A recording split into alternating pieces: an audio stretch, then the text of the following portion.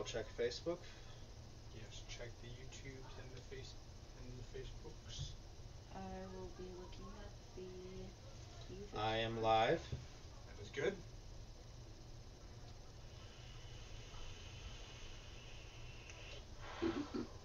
Just gotta switch to public.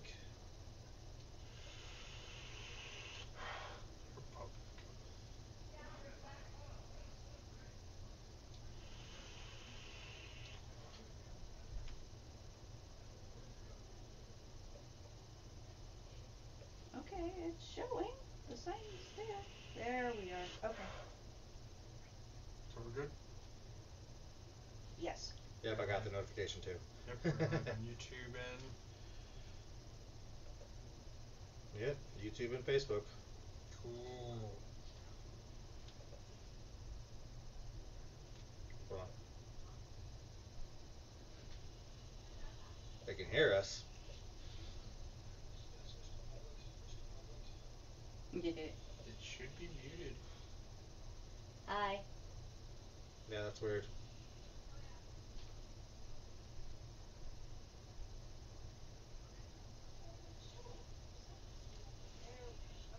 That's fine, whatever.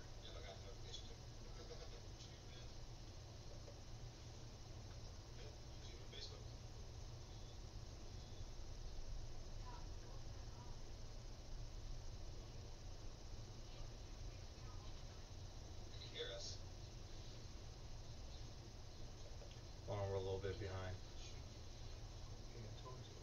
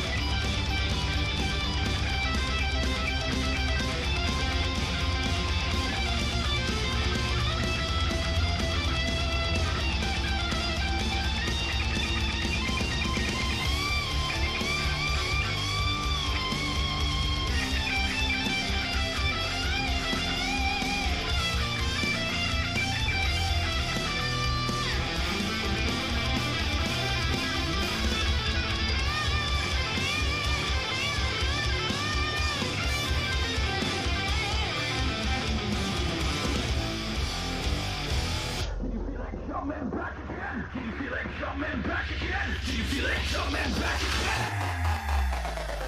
When it's about lips and death is red.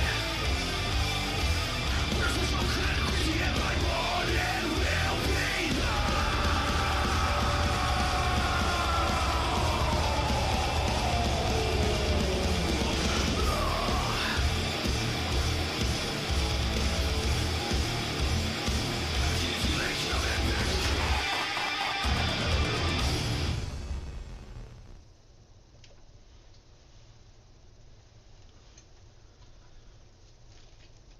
All right. Hello, everybody. Hello. Hi. Can you hear us? Welcome to Wasteland Talk. I am your co-host, the Commodore. And I'm your other host, Hatter of the Waste. And then we also have Figment right here. Hello. Yes. I got a chair. I like it. So, Alright. earlier today, we've been teasing you all about a specific type of drink that we're going to try out before we get the show officially started. Doing this shit for science. For science. They're called the Gongsters. Basically, it's Monster Nitro with Guinness. So, give me a short moment. Oh, yeah, please put my... Please bring the microphone over. Closer. Yes, put it right. Yeah. Yeah. Reset that. But There. All right. while they're doing this insanity, Hold I on. went with the Nitro Oh. Pepsi. It's not even on now. There's like nothing. Oh That's why I was in. God. Hold on. God damn it. Ugh.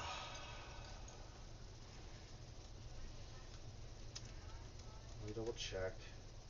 It's still going through live. Oh, yeah, it's still live. Well, no, the video. Yeah. It's not caught up to where we're at. No, it is way fucking behind.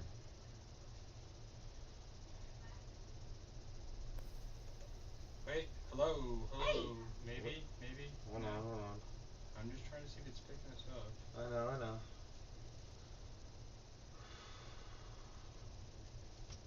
No.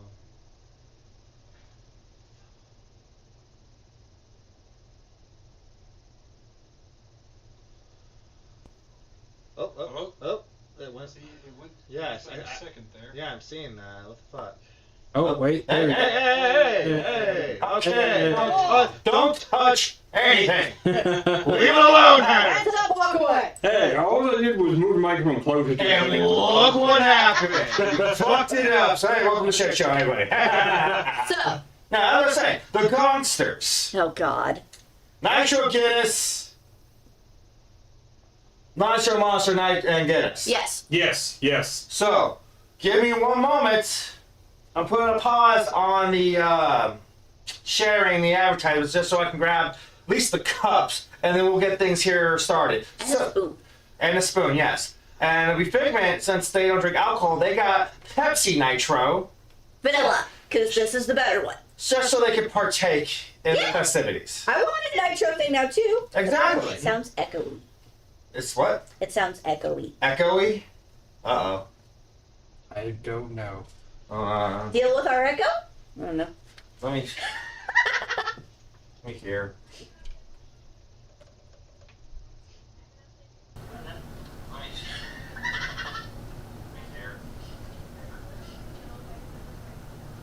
Oh, it's like legit echo, so like when you're done, it just,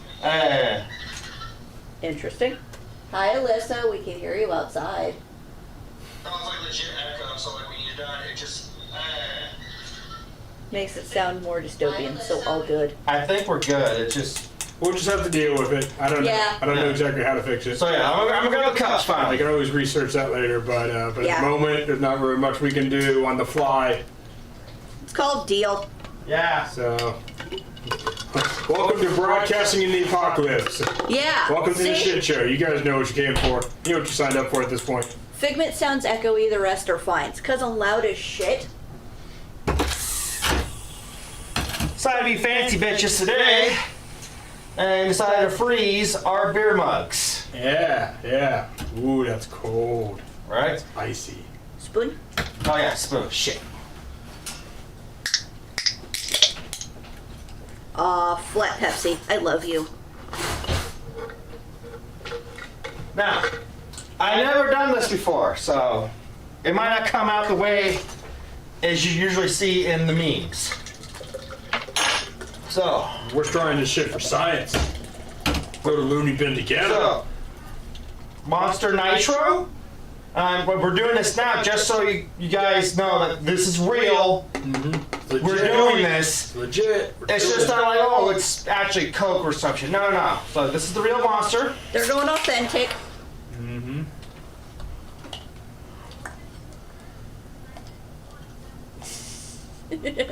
Ooh, look at that green color. Oh God. I don't know how well it's going to show on camera, but it looks nice and green here. Fuck moo. Use a spoon, helps the layer. Oh, that's why I got the spoon. Yeah. Yeah, we got a spoon. We got a But spoon. just because I have a spoon doesn't mean I'm going to make it work. Yeah. I could totally fuck this up. 'Cause I've never done this before. Oh God. Okay. The Pepsi is so good. Let that bubble down a little bit. Yes. Might have to sprinkle the little rest right here. Okay, cool. If you want to dip your finger, the salt on your finger will dissolve the bubbles better. There you go. Hey, you're not going to finger my drink for me? I mean, if you ask nicely. I know. My germs. Consent is key in this household. That's true. Real Guinness. Oh Guinness God. Nitro, yes. And for those out there being like, you can't make Guinness, that's sacrilege. You're forgetting about the Black and Tan, the Black Velvet, the Snake Bite, and I don't know, probably a dozen other drinks. I don't even know them. All the other fucking alcoholic All drinks. right, let's see how I do this. Ooh, look at that. Not too bad, actually. It floats. Oh my God, it works! It fucking works! Because you're not pouring it directly into the drink. Yeah, it helps it float. Oh. Don't drip on me, baby. Oh my God, that's magical. Wow. Oh, that's creepy You looking. gotta hold it up for the camera. Here. Yeah. Whenever you're ready, of course. You know, one thing at a time. Yeah. Situated type of thing. See, bottom half Monster, top half Guinness. It'll make it go away. Your shit's still hella bubbly. All right, my germs. So echo. What? I'm just reading chat. Why? Are we still echoey or some shit? Yeah, apparently it's just me. Well then, okay. I don't know. All right, so here you can I was gonna say you Here. can scoot it closer to yourself. here have that. There's just like a little bit left. Okay. We're just gonna open the other one. I'm opening the other one. Oh yeah, that's right, because you don't really drink Guinness. So. No, I know. So yeah, you wouldn't want to finish the bottle. I'm just doing the shit for science. Yeah. Yeah. And I'm watching for the fucking So- Yeah, entertainment. scoot closer to you.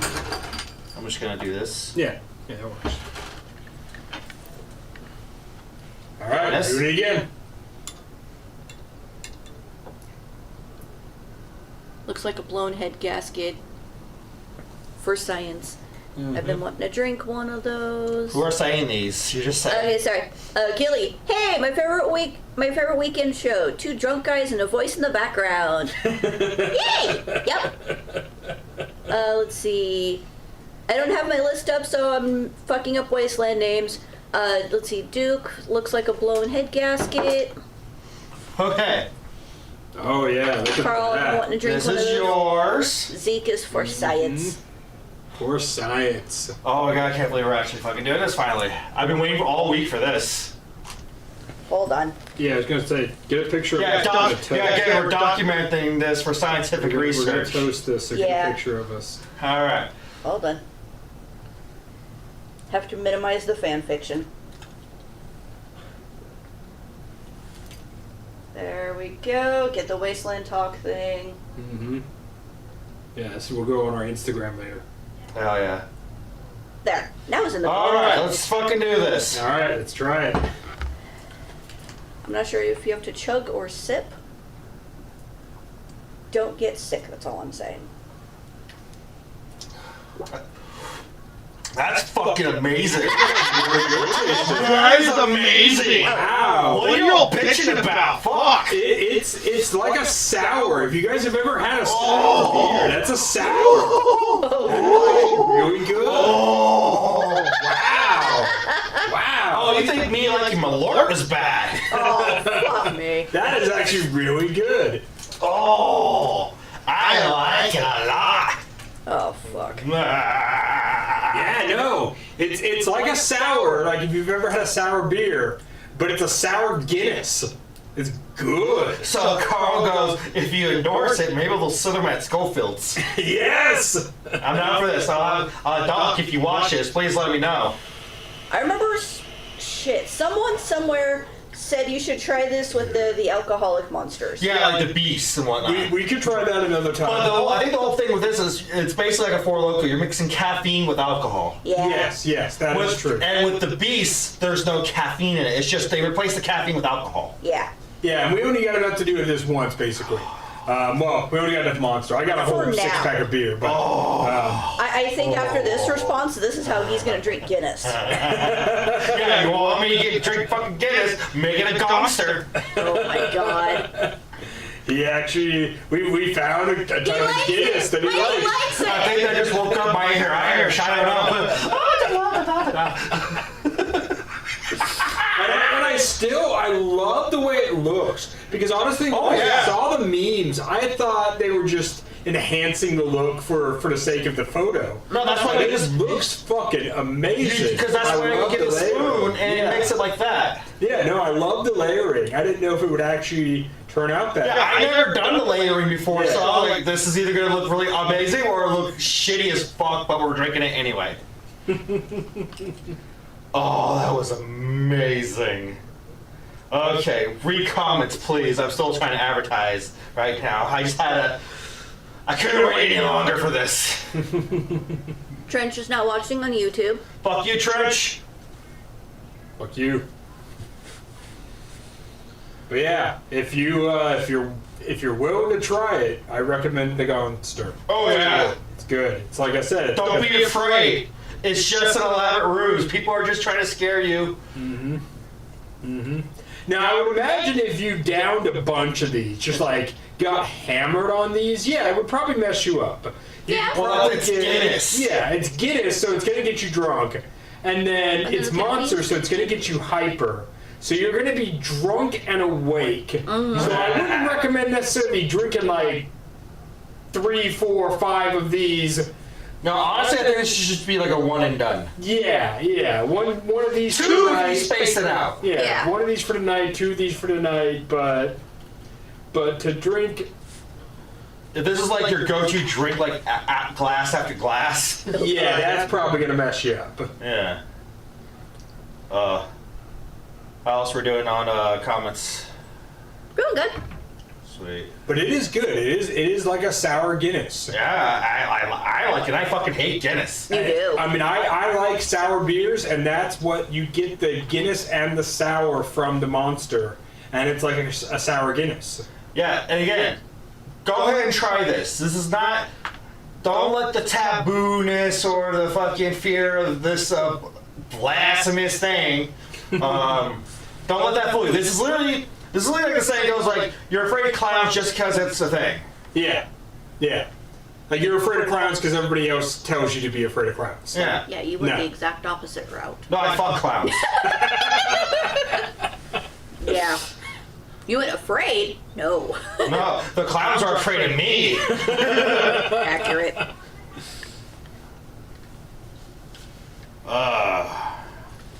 That's the real reason I'm called Carney Robber. I'll steal that whole fucking carnival. So basically the primary topic of this episode is that we're going to be talking about the Fallout franchise and even things at Wasteland Weekend where there's areas that are Fallout inspired.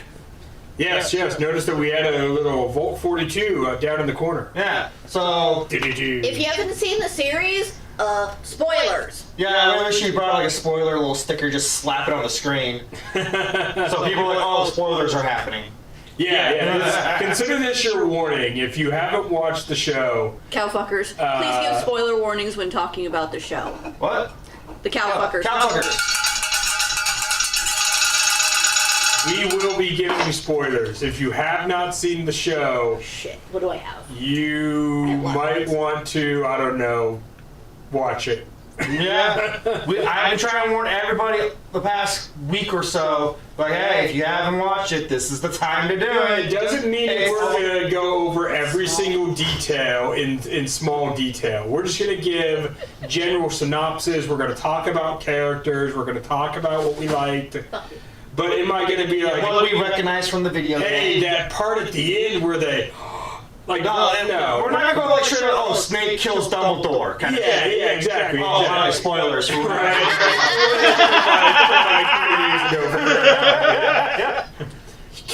I can't believe that Charles Xavier died. You know, like we're not going to be doing that, but we are going to be talking about. It was Luke's father this whole time. What the fuck? Yeah, exactly. If you want, we can find something around here, and I can just sit here with, like, if you see this, there's, or something like this, there's spoilers. If I put it down, we're not talking about it anymore. If y'all want that, let me know. Or you could just not give a fuck about spoilers. Yeah.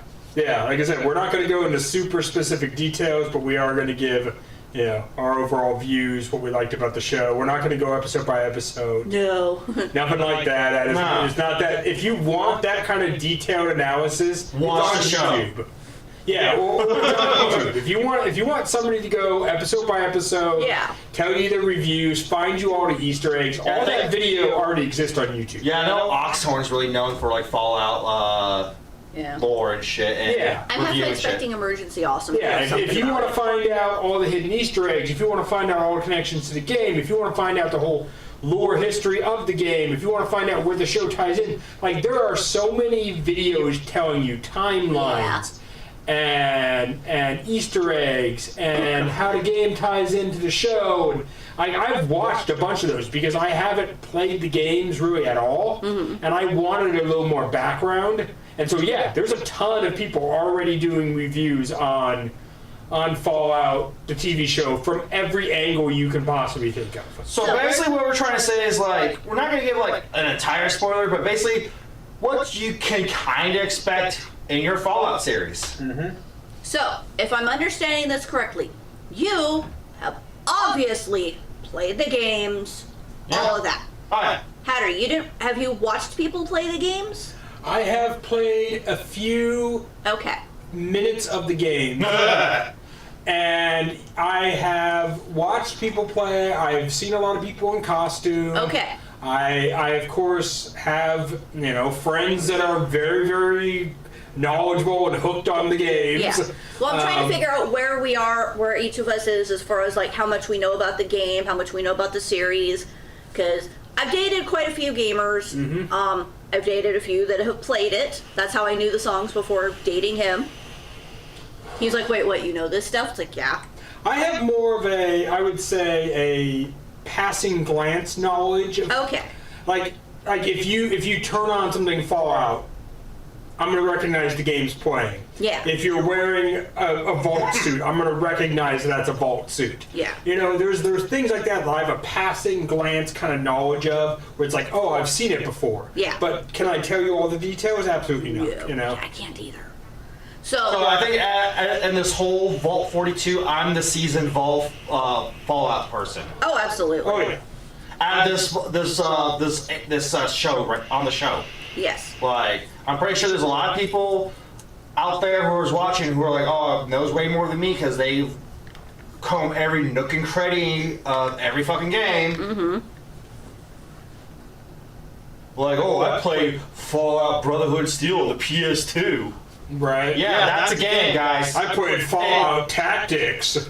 Which, by the way, both those games are considered non-canon. And the only reason I know about those two games is I did watch a whole thing on the lore of all the timelines, and it did talk about those two games. Because I'd actually never heard of Brotherhood of Steel, Fallout, or Tactics. Yeah. Because they just weren't as well known, obviously. They're not as popular. Nah. Yeah. Just like I know very little about Fallout 1 and 2 because they weren't as popular, but I know a little bit more now because I watched some stuff on them. YouTube. Yeah. Yeah, I found it out on YouTube. Because not to mention the original Fallout games before Bethesda dipped its hands in it. Trench, no one talks about Fallout Brotherhood of Steel. We don't talk about Brotherhood of Steel. Yeah, like I said, the original Fallout games, their gameplay was a lot different than what we know now from Fallout 3 and up, because Fallout 3 and up, we consider them more of like an RPG, third-person slash first-person shooter games. Yeah. Tactics was not like that. Or Fallout 1 and 2, it was like more like fucking Diablo style. Oh, It God. was a top-down, more like if you ever played Grand Theft Auto before Grand Theft Auto 3. Because Grand Theft Auto was like that. The first it was an overview, yeah. Top-down, overview game. But like I said, like the feel of it, the game style is like kind of like the Diablo games. Yeah. Where like it's like that little overview, kind of slanted, and you got like these little movement spots, and then you got hit points, and then when there's like a certain character that has voiceovers, there's gonna be a little screen that pops up, and the characters and their graphic design, and they talk. But if they don't talk, they're just gonna be little subtitles right above the body. Like those are more of like the NPCs as opposed to like the interactive characters. Yeah. Yeah. But yeah, so again, Hi, Katie. I'm still trying to fucking advertise and shit, but my Thank you for the hair stick. It is amazing, and I love it, and it makes So yeah, I'm going to just go ahead and just kind of give my thoughts on some things while he continues to advertise. For me, being pretty much, a beginner on wanting to watch this series, one of the big things that appealed to me is that idea of hopefully that a lot of the world building would take place in the show. That they would not make a show that assumes that you've played every game and understand every aspect. Because of course they hope, I would like to think that they hope to appeal to a wide audience who has not played the game. Yeah. And also please the fans of the games. Oh, yeah. I would say they accomplished that very well. Absolutely. As an absolute beginner, I enjoyed the show a lot. Oh yeah, I loved it. I felt like it was. They knew what they were doing. They knew the fan base. They knew the lore. They knew the genre of the game. They knew certain areas and landmarks, etc. Yeah, they understood the assignment. Yeah. I would say that, like I said, as a beginner, they delivered well because they started off very small. We start off in the vault with Lucy and Lucy's environment. Goosey. And we get to know Goosey. Yes, Goosey. And we get to know her. We get to know her little world. And so they didn't start by overloading us with too much information. Yeah. And they also, we did also get the intro with the bombs being dropped. But that was another thing where you start off in a small environment with just a few characters, and you introduce the ghoul, and you introduce like his daughter, and he's doing a character bit at a party, Yeah. Hire him to come say hi to your kids at the birthday party. He is the birthday clown, That's kind of where his career is at this point. Yep. Yeah. And you don't know anything about him. And then as the show goes on, they expand more on him. And then the same thing with the character Lucy. They start small with just introducing her, and you don't know anything about her. And as the show goes on, they expand more and more about And her. then there's a third main character too that they dipped into was Maximus. I think his And name. Maximus allows us to meet the Brotherhood of Steel. Yeah. Because they start off with just his world and they just expand on him. And I really like how they had the three characters and they told the three stories and then they brought the three stories together. I liken that to, because it's an RPG, gathering your adventuring party. Yeah. And so if you've played a lot of RPG games or if you've played a lot of tabletop RPGs. Yeah, I was going to say, it kind of reminds me like almost like D&D, like how your party meets each other and shit. Yeah, it was that type of intro where like I'm going to give a little bit of backstory of my paladin, and Commodore's going to give a little backstory of his wizard, and Figment's going to give a little backstory of their rogue. You got it right. And through each one of us giving backstories, the DM's going to be like, oh, okay, so then I imagine all three of you could end up meeting up in the marketplace, which is where they met. They basically all met up in a marketplace of a town. Yeah, it was I think it was like an original town setting. Like this was actually made for the series. because like a lot of the areas, it was pretty much original areas, but similar environment. Like, because basically, like as we saw from the trailers and whatnot, it takes place in Southern California, mostly Hollywood, LA area. Yes. Now, the original Fallout games were also in that area with 1 and 2. So you might hear about certain towns and locations and whatnot. But like with this one, it was a completely original town setting, at least to my knowledge, because I don't remember this ever in the original games. But like, it's not like, oh, we're gonna be in the boneyard or some shit. Yeah. So yeah. So yeah, we got, like I said, we got a little intro for the characters, and then they just kind of built from there. And yeah, we got to see the bigger world, and in many ways, we're discovering the world through Lucy, and I really liked that. You know, because to have that element of that, what they oftentimes in shows call the everyman, Yeah. and the relatable character. So we are understanding the wastelands as they refer to it, which was awesome. Yeah. I love the fact they call it the wastelands because, hey, we're wastelanders. Yeah.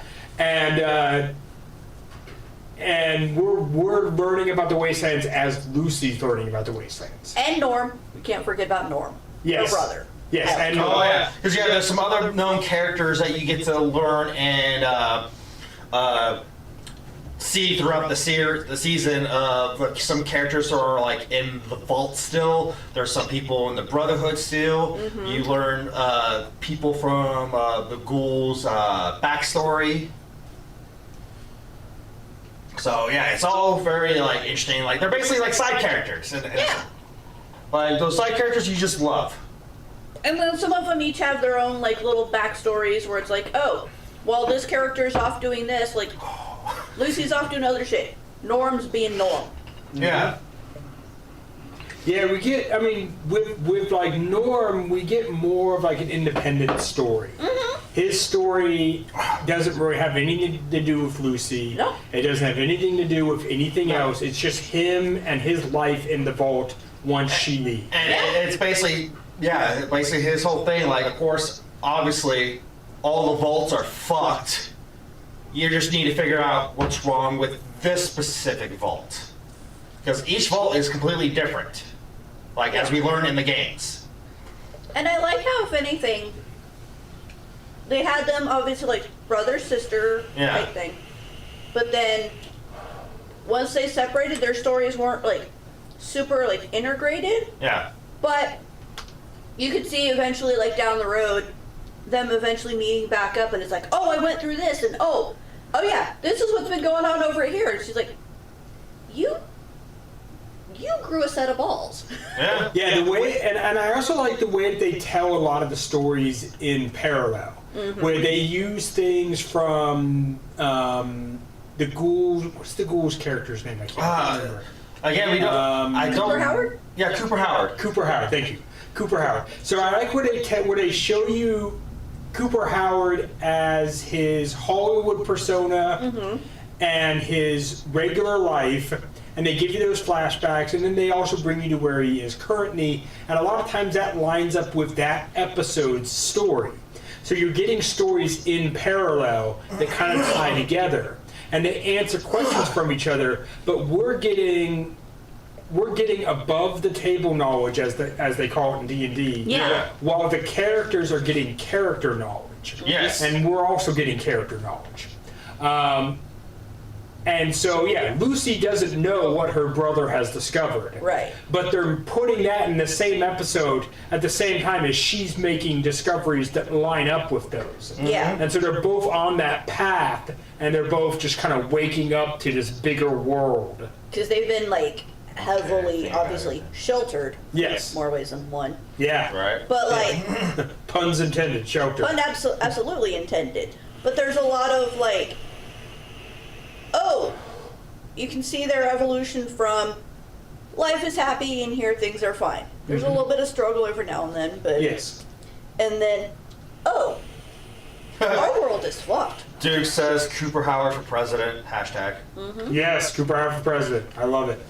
Because yeah, it's like we said, we're getting character, what you were saying, like above table background, Above table knowledge. Yeah. above table knowledge compared to character knowledge. Because again, like Cooper Howard and Ghoul have completely different personalities. They Yes. do. Yes. So you're basically learning above tabletop of why is he like this. Yeah. Because it takes a while for that. Apparently, for that 200 story to years. clash, where it's like, okay. Yeah. And also, we should probably also mention, like, this series is canon with the video games. Yes, it is. It does. It take place in the timeline. It's like 200 something years. It's like 293, I believe. Basically, it's estimately 10 years after Fallout 4, which is the latest part of the timeline. So that now this season makes it the latest part of the timeline of the video games. Mm-hmm. Yeah, we are, and from what I understand too, we are also basically the furthest down the timeline that Right. we've got. Because it takes place after 4, so they've never gone this far into the future in a sense. And something I think you pointed out, there's enough of a gap there to where now at the end of the season you're like, okay, you're here. Mm-hmm. Wait, this is involved with that. Now it's going to be determined, okay, so what parts of Fallout 4 became canon? Yes. Which are the canon endings compared to the non-canon endings? Yes, of course. Yeah, because if you, you can elaborate more on this, of course. But if you've played the games, you know that They're different endings. there's different endings you can end up with depending on what your character does. Yeah. And I think with I want to say New Vegas still has the most endings probabilities. Yeah. Mm-hmm. At least it's either tied with 4 or there's like maybe one more ending than 4. Okay. And then I know there's a bunch of like DLC for New Vegas also. Is that Oh yeah, there's DLCs for all the games, but and again, choose your own ending. Yeah. Yeah. So apparently Trench was like, if you have subtitles on when Norm goes to Vault 31, every time Bud talks, it calls him Brain on Roomba. Nice. That's what I was calling it too. When I saw it, I was like, I want a brain on a Roomba. Can I have one as a pet? I want one as a pet. Seriously. I love that. But yeah, so and obviously it's heavily inspired. To me, it's heavily inspired by the original Fallout games. Okay. But honestly, this is mostly a Bethesda brand, so you can see a lot of Bethesda designs, like the Nuka bottles, the fridge, some of the robots, etc., etc. And fuck, where was I going with this? Bethesda versus the original makers. Yeah. Bethesda style. Basically, the way one of the main characters goes out to the wasteland is looking for a family member. Yeah. That happens in there pretty much almost every Bethesda pure Bethesda game, basically 3 and 4. Like, there's 76, but again, you're still looking for somebody. Yeah. But like usually the main plot is you're looking for a family member. Because at least within New Vegas, like, you're not looking for a family member. Then again, you're not really a vault dweller either. Yeah. But then again, like with the original games, you're not looking for a family member either, and you're from the vault.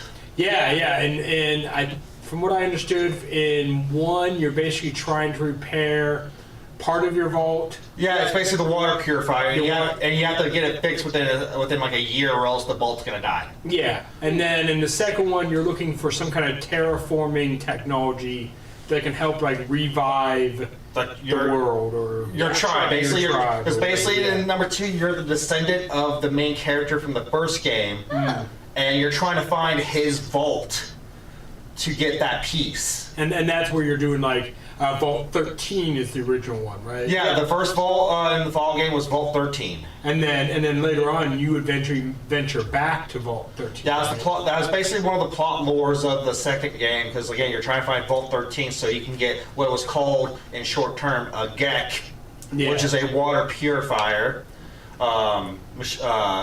machine that purifies all the water, and you were going to use this for your, I believe, your tribe to save your tribe. Okay. I will say one of the things I liked was the differences between basically how, like, Lucy was taught, oh, we're trying to reform society, like, your kids will be able to go up to the surface. She gets up to the surface, and she's like, wait, what? Yeah. Everything, she's basically learning that almost everything she shitty. has been taught is wrong. Well, yeah, that's the main thing, is everything she's been taught's been wrong. Yeah. That there are people alive, that there are people on the surface. And they're not nice. They're not Yeah. nice. Other votes have already tried to repopulate. People are repopulating. Yeah. There's a lot of, like... So basically, their reclamation day is already... It's a lie. The shooting pistol never happened.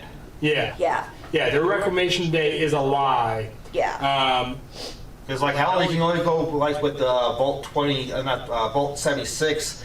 They were supposed to be getting out of the vault 25 years after the bombs dropped for reclamation day. That was how you get out of the vault in 76. Because, like, oh, it's been 25 years, get the fuck out. Ah. Yeah. But just, like, watching her, like, she is definitely painted as very naive. Oh, yeah. Oh, yeah. Incredibly Absolutely. And then watching her interact with the surface dwellers, where it's like, she's like, hey, that's not nice. And they're looking at her going, what the fuck is wrong with you? Yeah. You Yeah. have to do this to survive. And then watching just sliver by sliver, piece by piece, her whole, like, her whole character shift. Like, she has to basically kill someone. Francisco's watching. And Frankie. Yeah, like, the guy did something to help, like, rebuild America. Reclaim America. Because, it was in the first game, the second game, and it was a plot device in the third game, which Bethesda had. Yeah, our neighbors are watching now. Yeah. So yeah, watching that and then watching the other characters interacting with her, because they, like, Brotherhood of Steel. Yeah. There's a lot going on there, but they're definitely taught, like, you have to be strong. Like, the flesh is weak, but your spirit has to be strong. And then watching Maximus interact with her, he's just like, this is so weird. But, I mean, at the same time, like, Maximus was, like, born in this world and lived and raised in this world. And yet, there are certain things that he is really naive on. Yeah. And then, you know, Cooper Howard, who's been...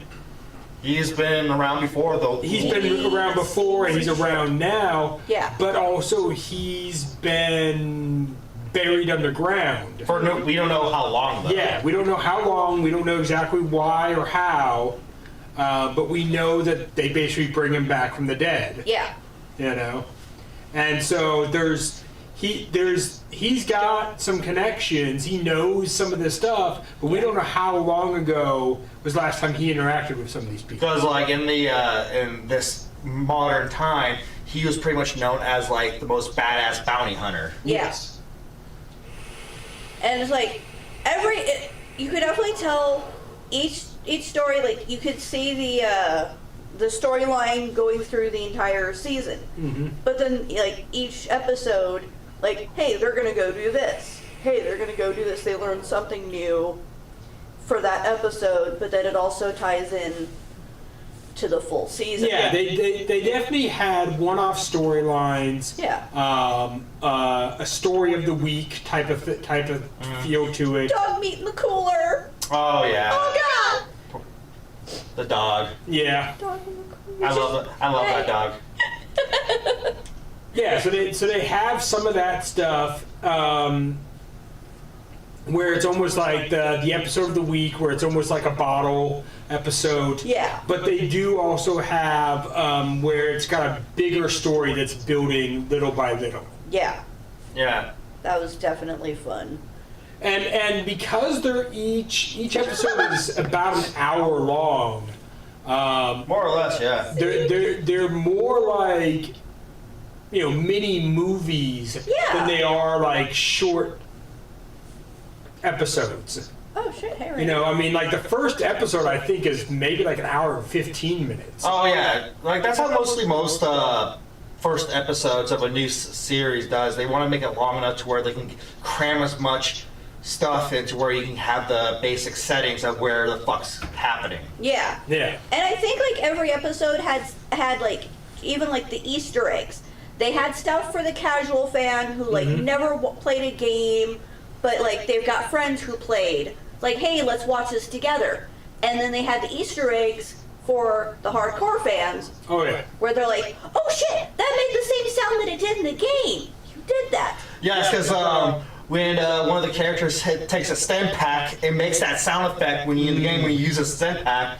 So I'm like, oh, it did. Like there's a meeting where we're falling like, oh. It did the thing.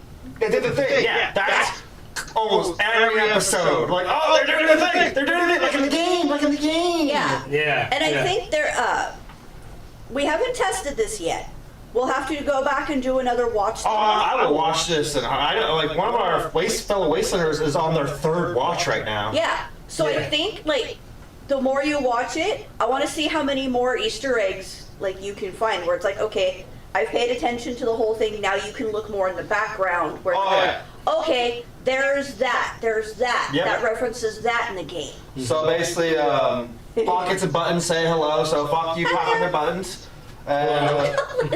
Alyssa goes, I watched 4 times. See? See, just realized we were talking about the actual It's that good because that's so like I'm gonna go out. That's I what still have only done one watch through. Yeah, no. I have not done a second watch through. basically after I finished watching the series, I started playing the games again. He did. That's another big thing, of course. If you read the news, there has been a spike in the gameplay for sure. Oh yeah. And it's because of the series. I looked up at my Xbox Series. I'm like, oh, the Fallout 3 in New Vegas are like less than $3. I'm purchase. So apparently Trench is saying, well, we know he was up and walking around up until New Vegas, at least, because he told the NCR Ranger he still had lead in him from his gun somewhere. I assume they're talking about Cooper Howard. Yeah. Then I started the show over again. Yeah. Yeah, that's basically what I played right after the first season. I played New Vegas because that's my favorite. Yeah. And like, I already finished the vanilla game, and now I'm working on the DLCs now.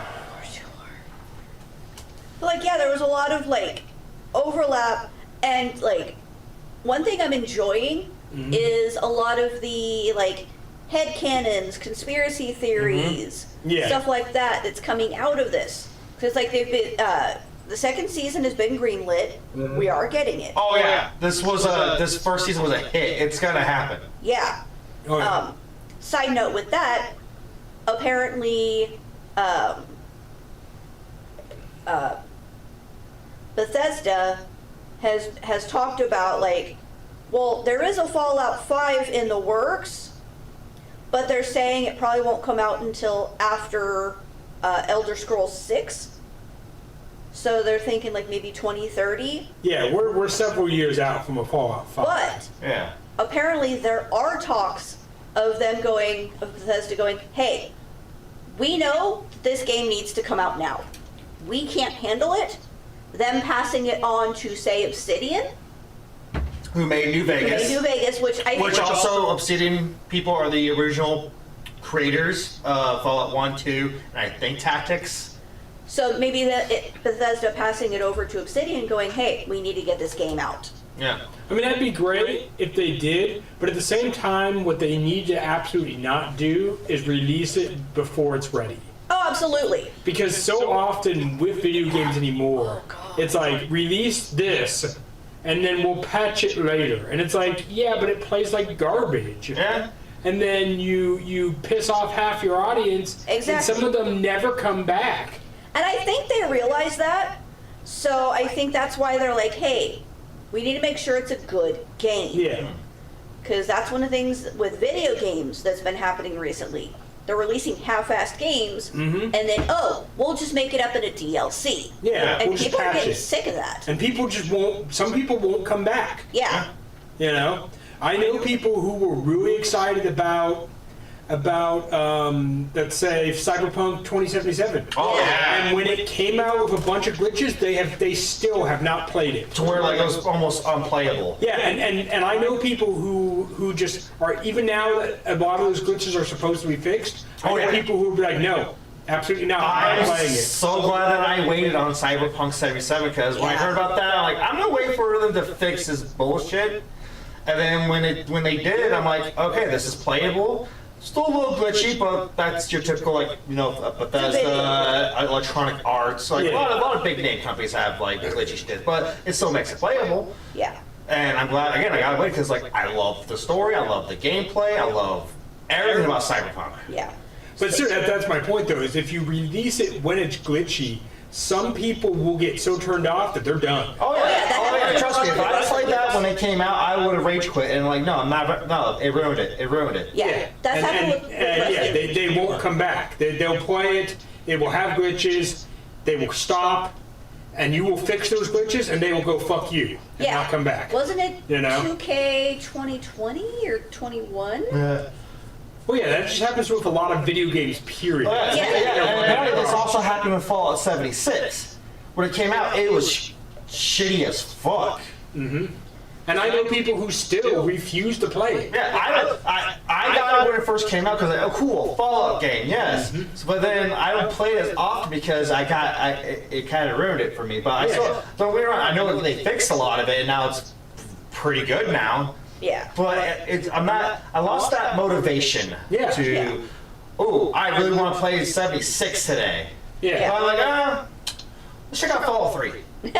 Right? So- and that's the problem. Yeah. So apparently, Trench is saying, Obsidian didn't. I think this is what he's talking about. Didn't do tactics. They started on Fallout 3, but it was canceled. It was called Yep. Van Buren.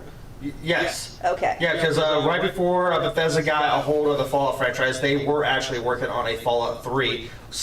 Almost the same style as 1 and 2, but a little bit more graphic updated. But I believe they went bankrupt and Bethesda bought everything from them.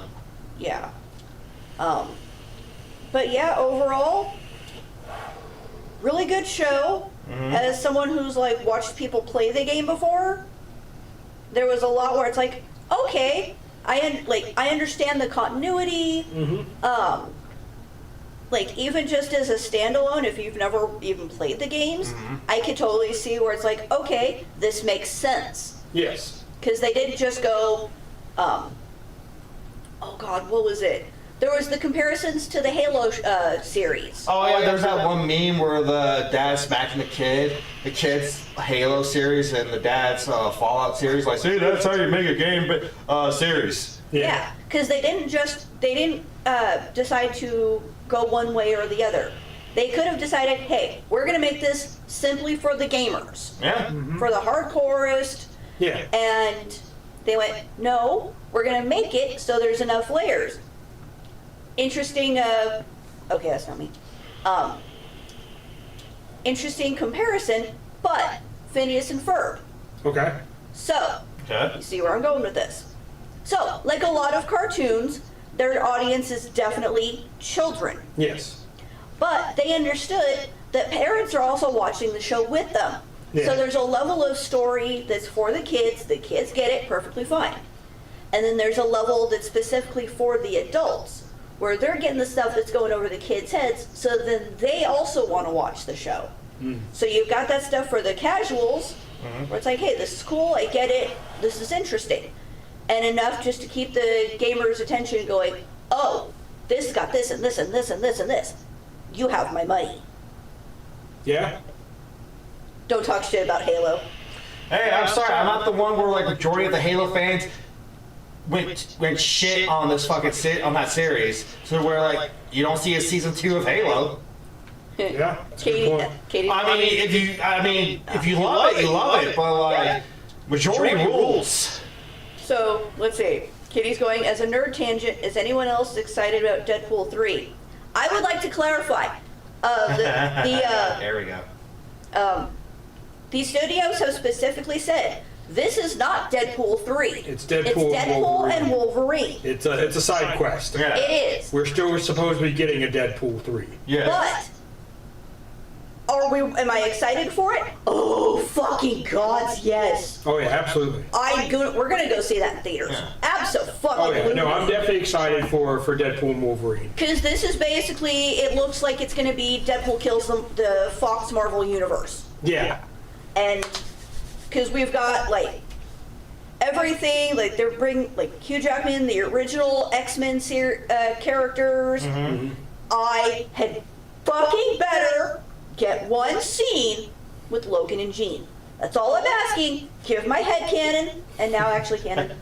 Give me something, please. Because I always thought Cyclops was a bitch. Oh yeah. He's just kind of an ass. Yeah, fuck Cyclops. He's just kind of an ass. It's my comparison to Ron and Hermione and Draco. Mm. The wrong guy got the girl. Now Even Kay's like, please. they've even retconned it to where apparently now Cyclops, Wolverine, and Jean are a part of a triad. Interesting. Huh? Yeah. I'm like, kick Boy Scout out, damn it. But yes, super excited. The show, Cyclops was a whiny little bitch. Yes, he Great. was. And he was also just kind of an ass. It's a boy Also, what's up, war boy?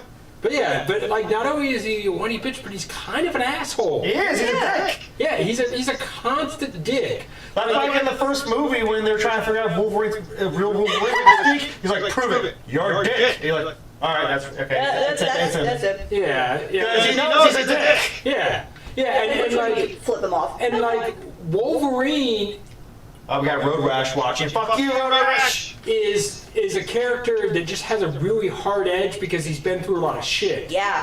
Whereas Cyclops is just an asshole. Yeah. You know, and like you sympathize and you get Wolverine's hard edge, and all of us just want to punch Cyclops in the face. So like you know he's an asshole. Yeah. You know? Let's see, we've got. David Four's watching. Oh, wow. Pockets goes. Has someone already mentioned the echo in the mic? Yes. Yes, we know we have an echo in our mic. I'm sorry, I don't know what to do about it. Ignore it. Ignore it best you can. I've got some YouTube stuff. All right, what's the Let's YouTube see. stuff? Jarn Michael, Fallout 3, the best of the franchise, changed my mind. Jimmy Brett, actually Fallout 76 is the best, or Brotherhood Tactics. Have you played the mod Fallout China? Mods, we don't really... I don't really do a whole lot of mods, but I watch them. Like, I know we're still waiting for like Fallout London. Yeah.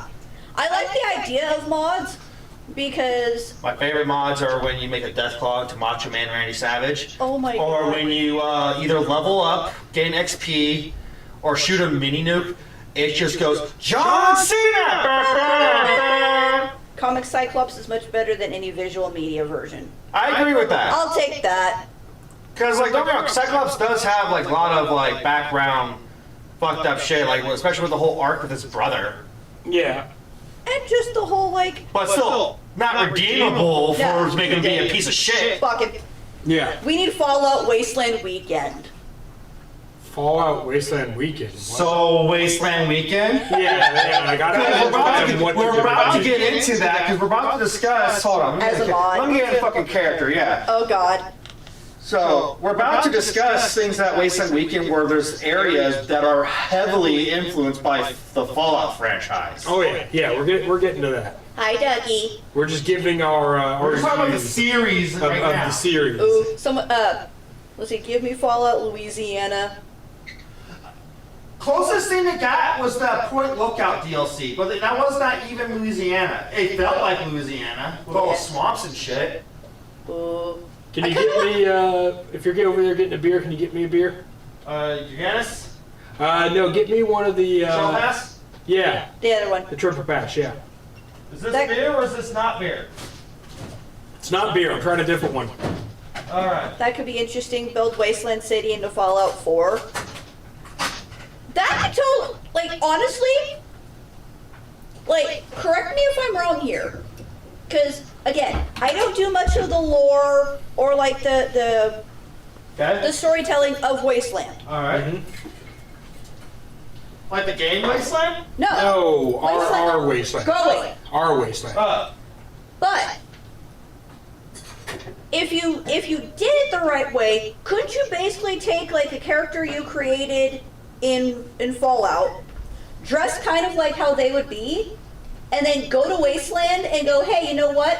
I'm gonna go full bore into story mode. I'm gonna like be that character? Yeah, do the quests because as far as I've picked up, because again I don't pay attention to these, there's a lot of like quests you can do in the city, gun running, drug running. Yeah, you can absolutely, if you've never been to Wasteland or you've never done the daytime missions at Wasteland, you can absolutely play Wasteland like a video game. Yeah. You can show up as a new person having never been to the event, and by the time you get through a whole weekend, you can deliver mail, you can gun run, you can write for the newspaper. Be a courier. You can be a courier. You can go do the trade route. You can do a bounty hunt.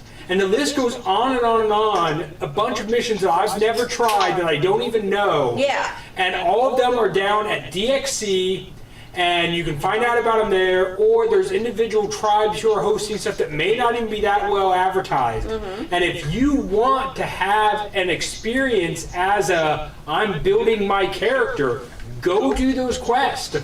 And by the time you get done with the weekend, you've built a character. You have a backstory of everything you went through, and the next year you can come back and build on that. Yeah, that's pretty much how I did it. And that's how I've done it for years. I mean, when I started out as a bounty hunter, I didn't start out as the highest target in the bounty game. No. I legit built that over time of playing the bounty game for 10 plus years.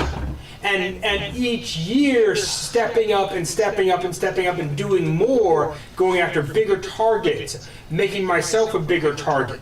You know, I built on all of that, and the same thing with doing like the trade route and the courier, and I've ran mail, and I've done a lot of different quests at Wasteland because I wanted to play in the game that way. And I've explained it to people that Wasteland, you can view it like a video game.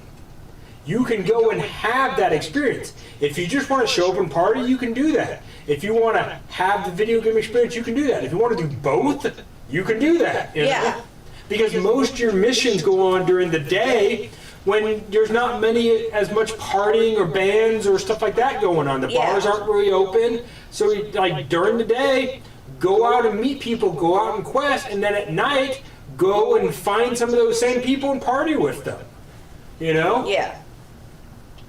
So I just saw a comment about the gongsters. Yes. Because Carl wants to get Doc Schofield to get this served at his bar. Oh, God. And Doc's like, I think that would be a waste of both the Guinness and the Monster, to be honest. So It's good. So I commented, like, dude, we're doing our show right now. We just tried it. It's amazing. It tastes like a sour. Yeah, it's a sour Guinness. So That's the best way to put it. yeah, It's a sour Guinness. gang, gang. Oh. Well, like I said, look, with Wasteland Weekend, there is a lot of Fallout areas. Like either there was a lot more back then, not as much now, maybe, but they're there. Like there was a whole area that was Good Neighbor, and the guy who runs a lot of the burlesque troops in that quad area. Yeah. He was dressed as Hancock. He was Hancock. Yeah. Oh, damn. Yeah. He was the ghoul. Nuclear Ringmaster is like regular Wasteland name, or Matt Ziffer or something like that. He's based out of Vegas himself. He lives in Vegas. Oh yeah. So one of his favorite things, of course, is the New Vegas series. And yeah, he was Mayor Hancock, and he did a bunch of shows and burlesque shows where he would be the announcer as Mayor Hancock. So, like, Good Neighbor, that whole area really was built to be a representation of Fallout. And then there are lots of people who show up in vault suits. Yeah. We have the Red Rocket. You know, we have people bring their dogs, those who are allowed. You know, so you get that dog meat interaction. Yeah. We have is Dinky Dive from the games? No, that's Mad Max. That's Mad Max. Okay. So, but Ghoulcrest is heavily themed. Yeah, heavily inspired by Fallout. Like we have the Vault 77 door in the front of our club Yeah. And then I remember like the first few years of me at Wasteland Weekend, the NCR was fucking there. Yeah, the NCR was a huge group way back. Oh yeah, and not to mention with we got the Legios, which are heavily influenced by Caesar's Legion. Oh yeah. We had the Legio groups were definitely like when they were big. I would say they've shrunk over the years, but when they were big, they brought it. Oh yeah. You know. And the same thing with NCR. When they were big, they brought it. Oh yeah, I did a lot of quests and jobs for the NCR. That was like one of my big bounty hunts. I had to get somebody from Dukes of the Nuke. Yeah. Oh god. Ooh, this one's good. So, side note, we've got two guys on YouTube who are like Are they just... going back and forth, like, you guys need to stop drinking, it's unhealthy. Oh, us? Yeah. What are they? What are you, Catholic or some shit? What are you, my doctor? Are you my mother? Side note, Commodore here's got a doctor's appointment on Friday. Also, do I? also, this is actually a non-alcoholic. Yeah, that's non-alcoholic, so... My first one was a legit beer. Don't get me wrong. Oh, this is all alcohol, sir. Yeah. But this is And I'm not stopping. This is a non-alcoholic beer. I'm just getting fucking started. And Good job, guy on the left. and I'm a grown ass man. I drink what I want and do what I want. Oh, yeah, also, the Rabbit Ratstag is Fallout inspired. Yeah. Yes. And apparently, after watching the Fallout series, Whiskey Biz's like, dude, we need more Fallout shit in our Oh fucking yeah, slope. he's been posting like I want more stuff. Oh, it's like fucking Kylo Ren and fucking The Last Jedi. More! Yes. Rabbit Ratstag is still my favorite, Katie said. Oh yeah, it's a great establishment. I loved working with them last Wasteland. It's pretty. Fucking Camp Daddy and shit. Fucking Big Howdy. Oh, I love them. And also, Forlorn Hope is a name taken directly from the Fallout series. Yeah, that's a NCR camp location in New Vegas. And we have the Forlorn Hope Saloon in Wasteland. That's DXC. If you've been to DXC and you've been inside their saloon, it is the Forlorn Hope Saloon. It is taken. The name is taken directly from NCR, like Commodore just said. Yeah. So this kind of leads to the question. You were there beforehand. You were there as a Fury Road baby. Yeah. We're getting the Fallout game and Furiosa. Borderlands. Before Wasteland. Oh yeah, Yes. Borderlands. Yeah. Yes. There's another Borderlands? We ain't even got the first one yet. Okay. I mean, we got the games, but there's a series coming. Okay. Yeah. So before we've got multiple. We got. This next year's gonna spike off the charts. What do we think we're gonna see a lot of? Probably Chris Hemsworth group as gang. Yeah. Yeah, I would say Probably more inspired War Boy characters because we're probably gonna get like unique ones, like the little kid. Yeah, we got when Wasteland went from 2014 to 2015, Right. and we got that spike of the Fury Road babies, which is Commodore's generation of coming into the event. We definitely got a whole group of War Boys just kind of immediately. Okay. They weren't all connected. You would get like 2 or 3 friends that showed up as War Boys, another 2 or 3 friends, another 2 or 3 friends. Those people kind of met up, and a lot of them formed the War Boys we have now. The Temple of the Eight. Yeah, the Temple of the Eight. And so I'm actually friends with Slit.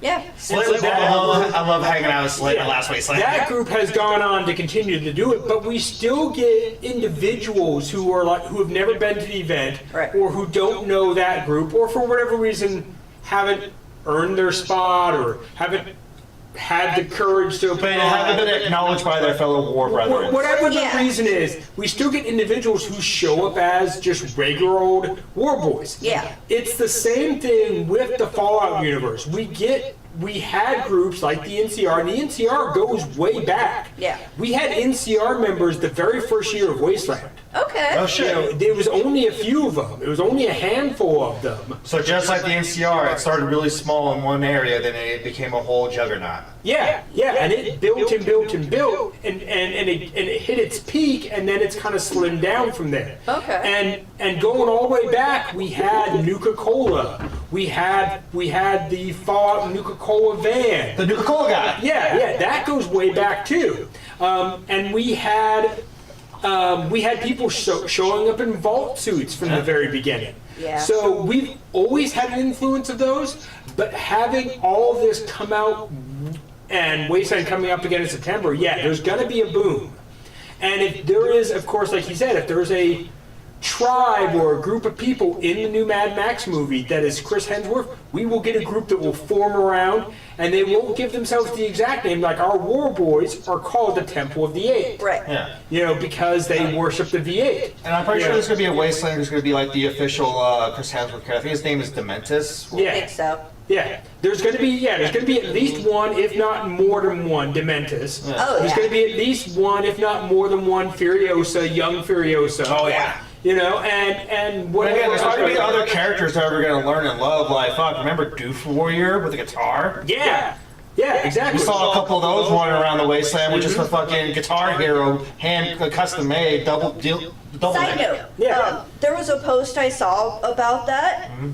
Someone's trying to basically get like a Wasteland like band or like orchestra like Okay. to walk around.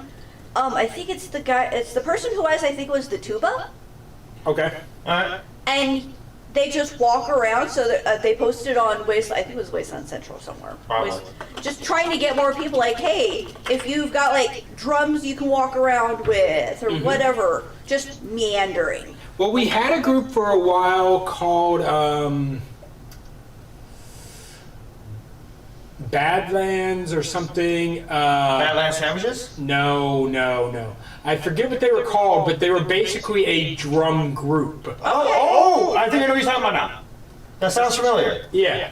Was this like 17 or some shit? Yeah, they were there in like 17, 18, 19. Yeah, like pre-pandemic. Yeah, and they used to do the opening gate ceremony. They would march up and they would drum and they'd do the boom, boom, boom, boom. Because I think Diana was a part of that. Boom, boom, boom. As the cars are pulling up and everybody's getting ready, they're setting the mood and setting the theme.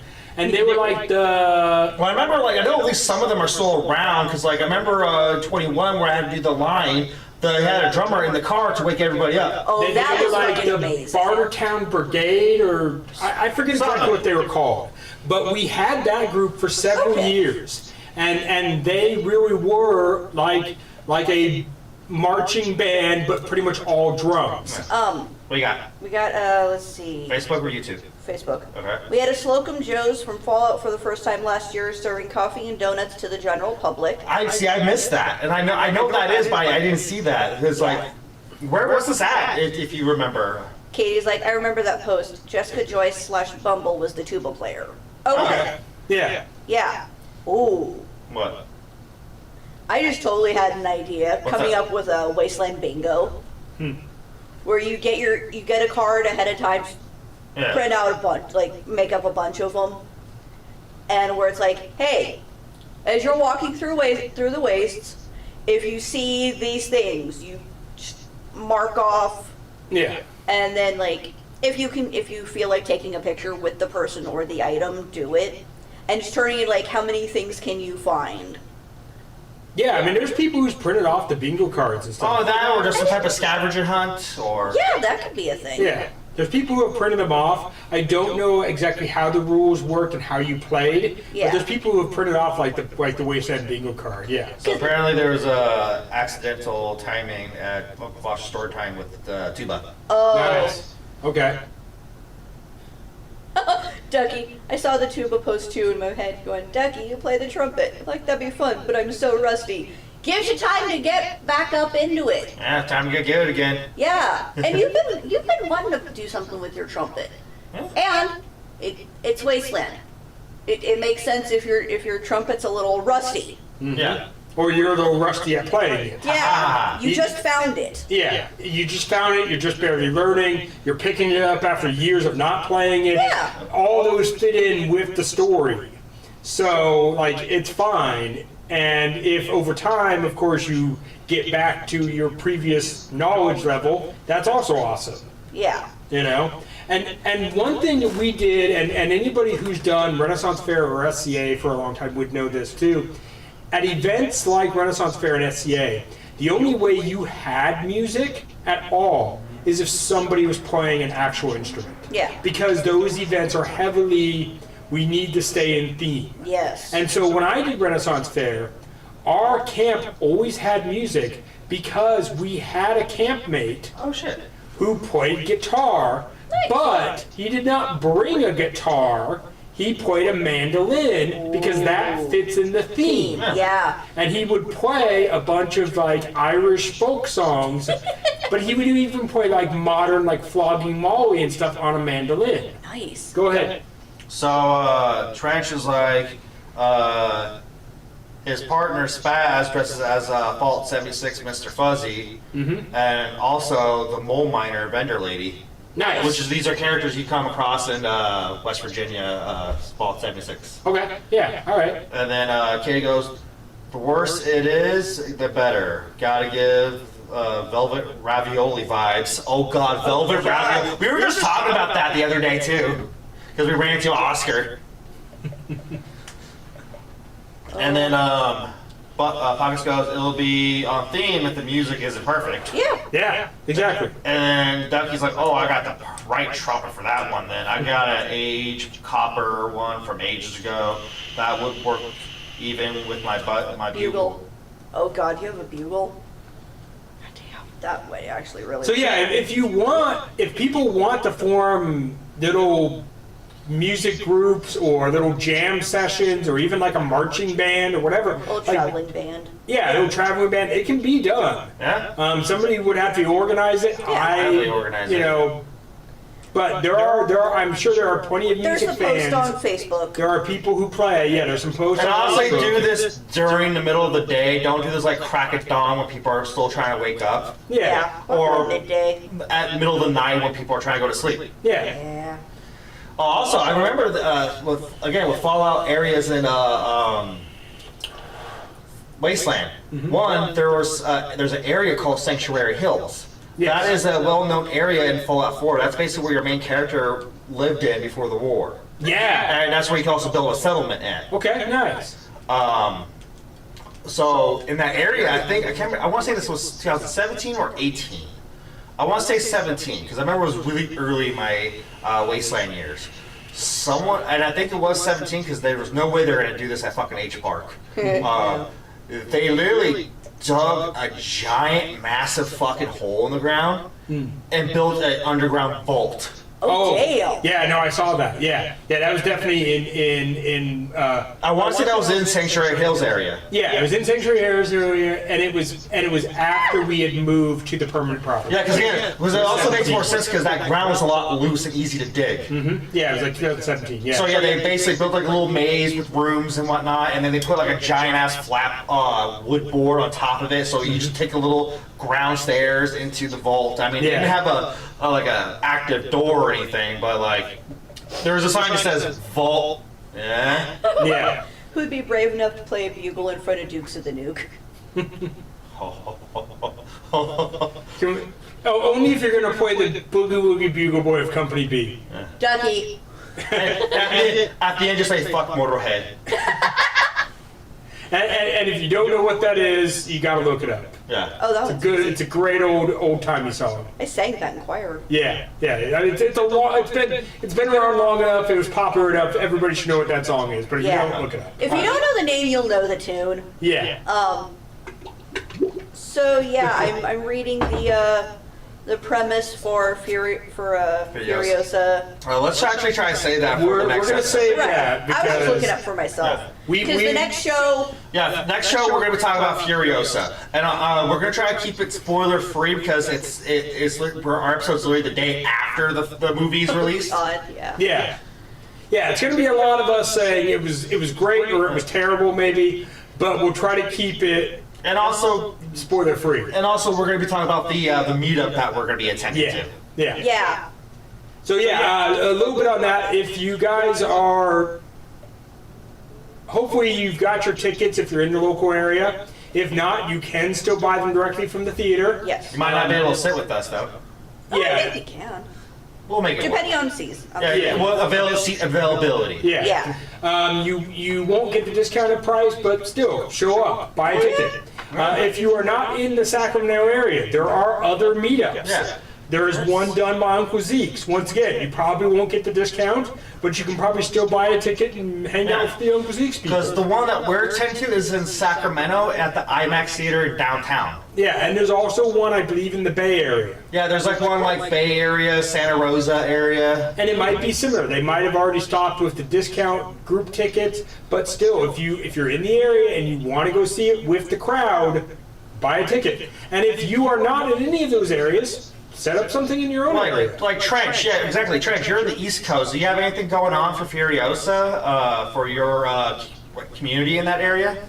And it doesn't have to be, 100 people showing it. It can be you and 5 friends, Oh, yeah. or less, or more, or whatever. It could be just your tribe alone. Yeah, just get together with some friends, some people who love Mad Max, or even some people who maybe only love Fallout and don't know Mad Max that well. Yeah. Introduce them to it. Because all the pictures came out from. Oh, yeah. We'll talk about that in the next episode, because that was just... Yeah, we'll talk about that next Can someone episode. link me? I don't know the. Talk to, it's in the NorCal page. NorCal Wasteland page. I think, I can't pronounce her name. She's the one that usually runs NorCal events. Not Needle. Starts with an M. I can't pronounce it for some reason. I don't know. But they're trying to start something in that area because that's where she lives in. Okay. And Trench goes, we are in Missouri, but so far it's just Baz and him. Miranda, yes, Miranda. Yeah, that's the one who's trying to work on that meetup. Because me originally, I wanted to do it at the fucking drive-in, because like that opens up a lot of Wasteland cars, and we can actually get in theming and in the vibe of Mad Max. Yeah. Because Mad Max is a very car-influenced film. Yeah. Though there are going to be a couple of cars at the. We were only allowed 2. Okay. But again, let's get back to the Fallout talk. Yeah. Yes. So- We're getting too sidetracked. Yeah. That's all the next episode. Next Yeah. episode. So overall, let's do an overall. What did you like about it? What did you not like about it? What are you excited for the next season? I'll go first. I liked a lot like how callbacks they had for the video games, even the original PC games. Okay. Love that. What I didn't like about, there are certain spots where, again, this is supposed to be canon to this game series. Yeah. It's in a spot in the timeline. It's supposed to be the latest installment of the franchise. There's certain dates that they point out that doesn't make sense. Really? Yes. And again, not too much of a spoiler, but it heavily involves the faction NCR. I won't get too much into details, but if you see it, if you watch it, you might know what I'm talking about. I'll ask about that later. And then when the thing I'm looking forward the most for next season is location. Yeah. Yeah. Location. Location. Fucking location. Yeah. Oh, That I was screamed when I saw this. He did. We won't spoil where the show leaves off, in a sense, if you haven't seen that final episode. But if you because know, it's you a know. big reveal. Oh yeah. But the location of the second season, we're really excited about. And it's really gonna give you answers when we start next season. What's the canon ending Yeah. in the video games? Yeah, because this is where we really get into that. Because in this first season, it's pretty much its own self-contained story. Yeah, it was like it had original town, original vaults, original settings, set backgrounds. They talk about certain areas because you're in that area from the video games. Yeah. So there's going to be references. Yeah, but we never went to a true original area from a game. Yeah. That, et cetera, et cetera. Like there was at least one, but again, I'm not gonna get into that. Right. Yeah. Hatter. So my big thing is, like I said, the main thing I really liked was the parallel storytelling. That is a type of storytelling that I really like as a narrative, where you get glimpses from the past and they make it line up with what's happening right there in that episode. You're right, they do. And when it's done well, it enhances both stories. Yeah. And I think that they did that really well. Go ahead. My tagging for that. So Yeah. like in the Fallout games, they kind of did something similar to that with their DLC. Yeah. Where multiple stories are happening at the same time, both present and past. And that's the Sierra Madre Okay. Okay. for the Dead Money DLC New Vegas. Because Yes. where you're doing that, while you, in the present time with your character, you're there Yeah. trying to do a heist to get into this heavily locked casino Oh, to steal whatever riches that are supposed to be in there. yeah. And you're learning characters that were around before the war that had their own story going on and built up, that you find out what happens when you get into the Sierra Madre. Okay. And not to mention, you run into one of the characters from the past because he ended up being a ghoul. He doesn't talk a whole lot about the past, but he's like, yeah, I knew them, but... Yeah. Okay. But if once you you read like the computers, the notes, everything, the audio logs, Yes. it builds a story in its own from the past that comes a huge point into the present story, Yeah. and it is beautiful. That's why one of the reasons why Dead Money is my favorite Fallout DLC. Okay. Anyways, please continue. Yeah. So I really dug that aspect of it, of learning about the two stories, the past and the present, in kind of that parallel storytelling narrative. Like I said, that's something that you will find in movies and video games and TV shows, but not in every movie, video game, or TV show. And sometimes it will be there, but it's not done well. Yeah. But when it's done right, it really enhances both stories. And I think that they did that really well. There was a good amount of humor here and there in the show, where they kind of, didn't always take everything super serious, made fun of some of the naivety of some of the characters. Yeah. Little things like that. I really liked that stuff. There was some subverting of your expectations, where you thought it might go one way and end up being another. Yeah. And I liked that stuff. One of the things, a critique that I would give, is that it does have some tropes that we see again and again. Yeah. Like you have the MacGuffin. and the MacGuffin in this, of course, is what they're all trying to get. Right. And that is so often seen in so many things. And it's also a big thing in the games. Yeah. Yeah, it's a big thing in the games, too. The MacGuffin in the games, you got to go find that piece to fix your water cooler. Or the platinum chip in New Vegas. Yeah. Yeah. So, I mean, that's a trope that's used again and again. I'm not saying that I'm some expert writer, but we see tropes like this used again and again. Sometimes I just want something new. Nanya's watching. He's like, MacGuffin! Yeah. But yeah, they've got the MacGuffin, and honestly, what the MacGuffin was kind of like, eh. And it to me, it was kind of underwhelming what it was. I think it was because of the fact that we didn't know what it was until the very last episode. Yeah. Because like in the other MacGuffins and games, we knew what it was, we know what it does. That's why we're going after the MacGuffin. Yeah. This one we didn't know what the fuck it was. Like we know what it is, but we don't know what its purpose. Yeah. But even when we find it out, like it's kind of meh because it exists in the world. Yeah. There's other sources. They didn't have to get it Even from Budge this pops out source. to get the Gek. Yeah. Yeah. They didn't have to get it from this source. It's not impossible to get. So that's to me why it was kind of meh.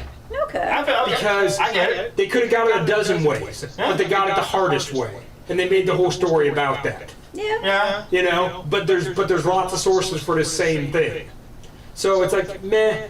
but it because it drove so much of the story, and then for it to be like, well, yeah, but that was available here and here and here and here and there. Yeah. They didn't have to work that hard. Yeah, you're right. You know?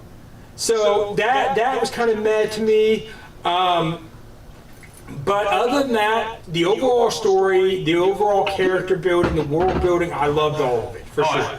And I would definitely be absolutely watching the second season. Oh, yeah. God, yeah. You know, and like I said, even as a beginner, I've seen people post it. Should I watch it if I've never played the games? Yes. Absolutely. Oh, yeah, 100%. And if you're inspired to go play the games because you watched it, of course. A lot of people did, actually. That's hence the increase in gameplays. If you wanna play the games and then watch it, and you've never done either, well, then get started on the games because there's a lot of play, Yeah. and there's a lot to go through, and you're gonna want to almost speed run them so you can watch the series. So that's on you. I would almost say not to. Yeah? So, first, from my perspective at least, if I'm looking at it going, I've never played the games, Yeah. but I want to see the show, Yes. I would almost say watch the show first so you can get an idea of, like, okay, so here's where they're at on the storyline right now. Mm-hmm. You watch it and it's like, okay, now you can go back and go, okay, playing these games, okay, now this is starting to make sense because of that. I mean, yes, but You can also go either way. since the games are on their own timeline, Yeah. like there is Easter eggs, of course, but since nothing's connected Right. Yeah. yet, yeah. You don't necessarily. I mean, if you watch the show and then go back and you expect the games to be the show, that's not going to happen. Yeah. True. The games is its own thing. Because, again, we haven't really come across a game character yet. The Right. games are its own thing. You will notice similarities. You will notice Easter eggs, but the game does not play like the show runs. Do you think we'll run into a character that we know from Since the we're games? going to a well-established area for season 2, most likely. Or at least references to, maybe. Probably, because, again, we're going to find out what the canon ending is going to be. Well, Yeah. we did have at least one known character. What's his name? Something House? Yes! Yeah. He's The in. board. Yeah. Well, look at that was flashback. But But he is a video game character. he's That a we, that's what I'm saying. Yeah, Okay. we Yeah. have him. yeah. point. But again, he was more flashback, and you saw him for like maybe 5 seconds. Yeah, you see him in the flashbacks, and then the location for the second season is connected to him. Yeah. So we might get him. Depending on the ending again. Yeah, depending on the canon ending, sure. Yeah. So we might get him. That So is we got a some good comments I gotta read through. So Nunya's going, I love and hated Fallout 4 because you could build a base, but nobody attacked it. So what's the point? And I kind of get that too, because like when I build my main base, it never gets attacked. But if I save like another settlement, it's gonna get attacked. So you have a tower defense, but there's no defense? There's nothing. Well, it's nothing that's getting defended with. Yeah, because that's what tower defense games are, of course. You build a tower, and then you have to defend it. Well, when you do something like, There's oh, no I'm defending. gonna save the settlement and I can use it as a base if I wanted to, but I don't want it, that area is gonna get attacked now. And he's like, speedrun Fallout is almost impossible. There's so much to do. Yeah, you're right. I mean, it is possible. I mean, you're just gonna miss out on a lot of shit. Like if you streamline it, where it's Yeah. like, okay, I'm only going to do the things. Yeah, so like I said, if you are on the mindset of I should really play through the games before I watch the show, you better get started. Yeah. There's a lot to play. Oh, There's a lot to play. So, Dusty goes, I restarted a new Fallout 4 and 3 playthrough, one on PC and one on console. It's been a fun way to pass the time until I watch the show. Pockets goes, if you watch the show first, you can reverse find Easter eggs. Yeah, Yeah. absolutely. And then Trench goes, we should at least see House and Marcus. Marcus is possible. Yeah. Yeah. But again, the character I really want to see the most is Dean Domino. Ooh, yeah. Especially if it goes with the ending that you let him live. That would be pretty cool. Because again, he's such a unique character. Like again, if you play Dead Money, you'll see why. Yeah. And then so yeah, but again, like 10 out of 10 series. Oh yeah, would recommend. Absolutely. Definitely check it out. Regardless of whether or not you've played the game. Yeah. Figment, what's your take? Yeah, so it's gonna spare someone who doesn't.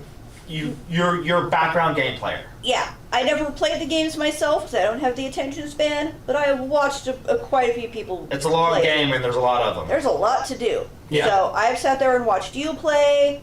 I swear I watched Jacoby play at one point. No, I did. I think you watched did. John play. John may have played. John or Shane. Yeah, one of the two. But there was enough there where I understood the basis of how things worked. Mm-hmm. I think there were a couple of things here and there where I looked at you and I'm like, is that a big thing? Because the way you reacted to something like Oh yeah, when I watch series, I'm like, oh my god, and they're like, what I happened? missed What something. happened? You're like, oh no, that was a reference to that. Yeah. Or that had something to do with that, and like, and then I think there were a couple of things where I caught on to something and you hadn't. And I'm like, oh wait, and you're like, what? Like, oh. Yeah. I connected certain dots compared to you. Yeah. I think as someone who like doesn't know the intricate lore of the Fallout series, there were a couple things where I'm like, so I get the idea of ghouls. Yeah. And we learned with like the drugs and stuff, that's how they basically survive. And again, but that was something we introduced in the series because, to my knowledge, that was never a thing in the games. Yeah, the ghouls are. I mean, from what I've researched, they're kind of vague in the games. How to Okay. treat. Yeah. So it sounds like we got more of a definition of like, A ghoul and a feral. yeah. Yeah. We saw the ferals. Yeah. Oh, We yeah, saw absolutely. the ghouls. Yeah. I'm just kind of sitting there going, Because again, I like, want some more background. Because how the fuck did we get that character turning into that character? yeah. Yeah. And I want more of the backstory here. Because again, there's like other areas like and things that didn't really really established in the game, like what the Brotherhood does to their squires. Yes. Like, no one in the game mentions, oh yeah, my knight did that to me. Yeah.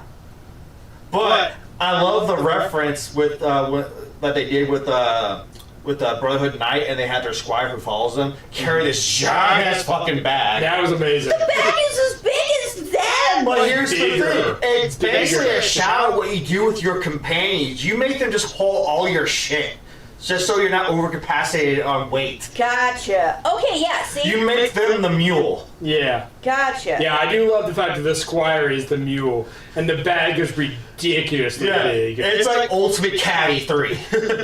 Oh, God. Nuts. Trent's like, there's so much I could discuss with you about this franchise. Right? It's There's, especially when we're kind of doing spoilers, but we're also not trying to be spoiler. Yeah.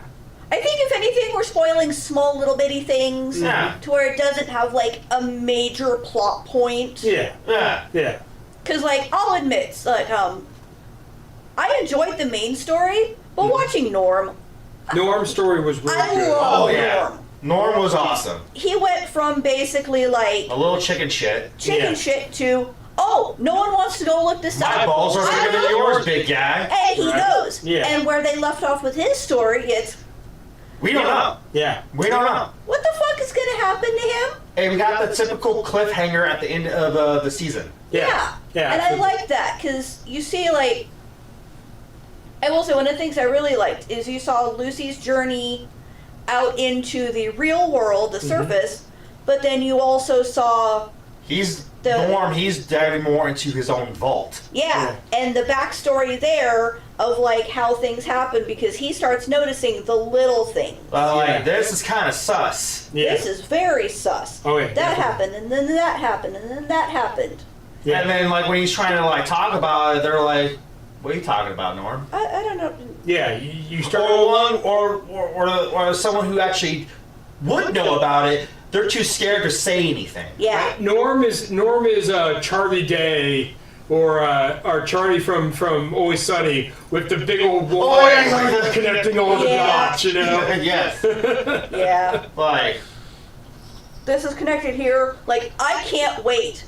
If we hopefully Norm has his Pepe Silvio moment for sure, you know.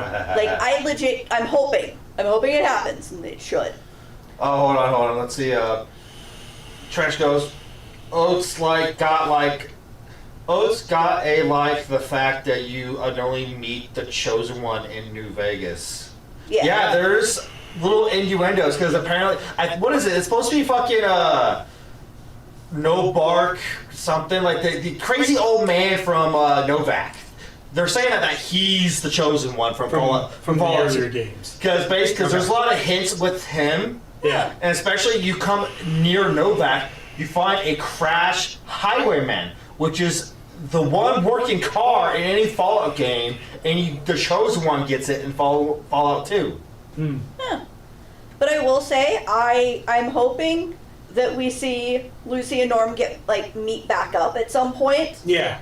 Yeah, that reconnection. Them just telling each other, oh shit, I went and did this, and I got eaten, and he's sitting there going, our entire life has been a golden lie. Yeah, see, I knew it.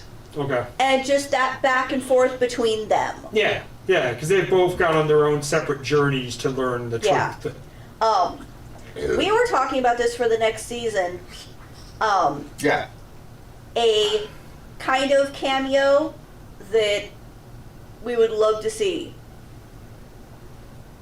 Wayne Newton. Wayne Newton? Yeah. Sorry, I'm spacing on the name. The radio? He's an entertainer. Oh yeah, Mr. Las Vegas. Yes. Yeah, because again, he's the DJ in New Vegas, but again, you never see him in New Vegas. So you only ever hear his voice. Yeah, but here's the thing: all the other Fallout games that involve a radio DJ, you meet them in person. Fucking Three Dog, fucking I remember Three Dog. fucking the guy from Fallout 4, fucking the scary little shit that you had to help him brave up. Yeah. So if anything, Miles. His name was Miles. Even if they didn't have him as his actual character, just have him as a background character for something. Yeah. But he has to use that voice. That's his voice. That's his voice. Yeah. Just have him use that. So it's enough to where the regular fans, okay, that's pretty cool. They know him as an entertainer. Yeah. The fans, the gamers, oh shit. Yeah. Yeah. Yeah. And people who live in Las Vegas, I wonder how much he got paid for this. Right. Yeah. Because that dude's been around for A a while. very long time. Yeah. People still say he's been around since Las Vegas was built. But Basically. I'm definitely excited about the next season. Oh yeah. I'm interested to see how this impacts Wasteland. Yeah. Oh yeah. Because you were one of the Fury Road babies. You saw how that generation changed it. Mm-hmm. Now I get to see, having gone before, the new generation of people who come because of the series, because of the movie. Yeah. And just how this generation decides to come in and change things up and what impact they'll have. Yeah, the way they decide to interpret, what they decide to pick and choose from the games and the new movie, what has staying power from those things. Yeah. For example, one of the biggest things at Wasteland that is there but also not there is Max himself. You don't see, you would think, oh, it's a Mad Max themed event. I'm going to run into 30 Mad Maxes every year. No, you might legit run into 2. 1 or 2, yeah. At an event of 4,000 people, you run into 2 people playing Max. Because Wasteland has always done a really good job of somebody taking a character and really owning it, and other people being like, yeah, I've got my own idea. And I mean, myself and Commodore are great examples of that. Yeah. Hatter's not based on anything from any movie or any video game. No. It's its own character. Yeah. But of course, I take the name Hatter from Mad Hatter from, from Alice in Wonderland, of course. And Commodore, once again, it's its own thing. And you see a lot of that at Wasteland, but do you see Vault Boys? Absolutely. Yeah. You know, do you see people with a Pit Boy? Absolutely. Oh yeah. Yeah. But is it so much of them that you're Homer in the lesbian bar meme, where it's just like everybody around me is a Vault Boy and I came to Wasteland and I'm Max. It's Yeah. staying. Oh, yeah. It's going to a convention and seeing 72 Deadpools and 48 Harley Twins. Yeah, it's not that at all. It's not. It's so much more diverse. I mean, I'm pretty sure this is gonna be the year where it's gonna, the numbers are gonna spike, but it's gonna split. We're gonna have the Fallout people, and we're gonna have the new Mad Max people, Yeah. and maybe a sprinkle of the Borderlands. And somebody mentioned too earlier, are we going to get a Wasteland in Fallout? Well, we had that. They called the surface world the Wastelands. Yeah. And not only that, but We're in the Mojave. we're in the Mojave, so that's already got a tie into New Vegas. Yeah, because it's called the Mojave Wasteland. Yeah. And I mean, we've got tie-ins, of course. We're going to talk about it next week, but we've got big tie-ins into the Mad Max universe. Yeah. We in many ways are if you guys are familiar with the Star Wars universe and the 501st, Yeah. we are the 501st in many ways. Yeah. And we are getting those nods from, I mean, even when you look at some of the video games, there was the Wasteland video game. Which was the original Fallout game. No. Yeah. There's The game Wasteland? yeah. Yeah. When the first Fallout came, it was originally supposed to be the sequel to Wasteland. Oh, okay, I didn't know that.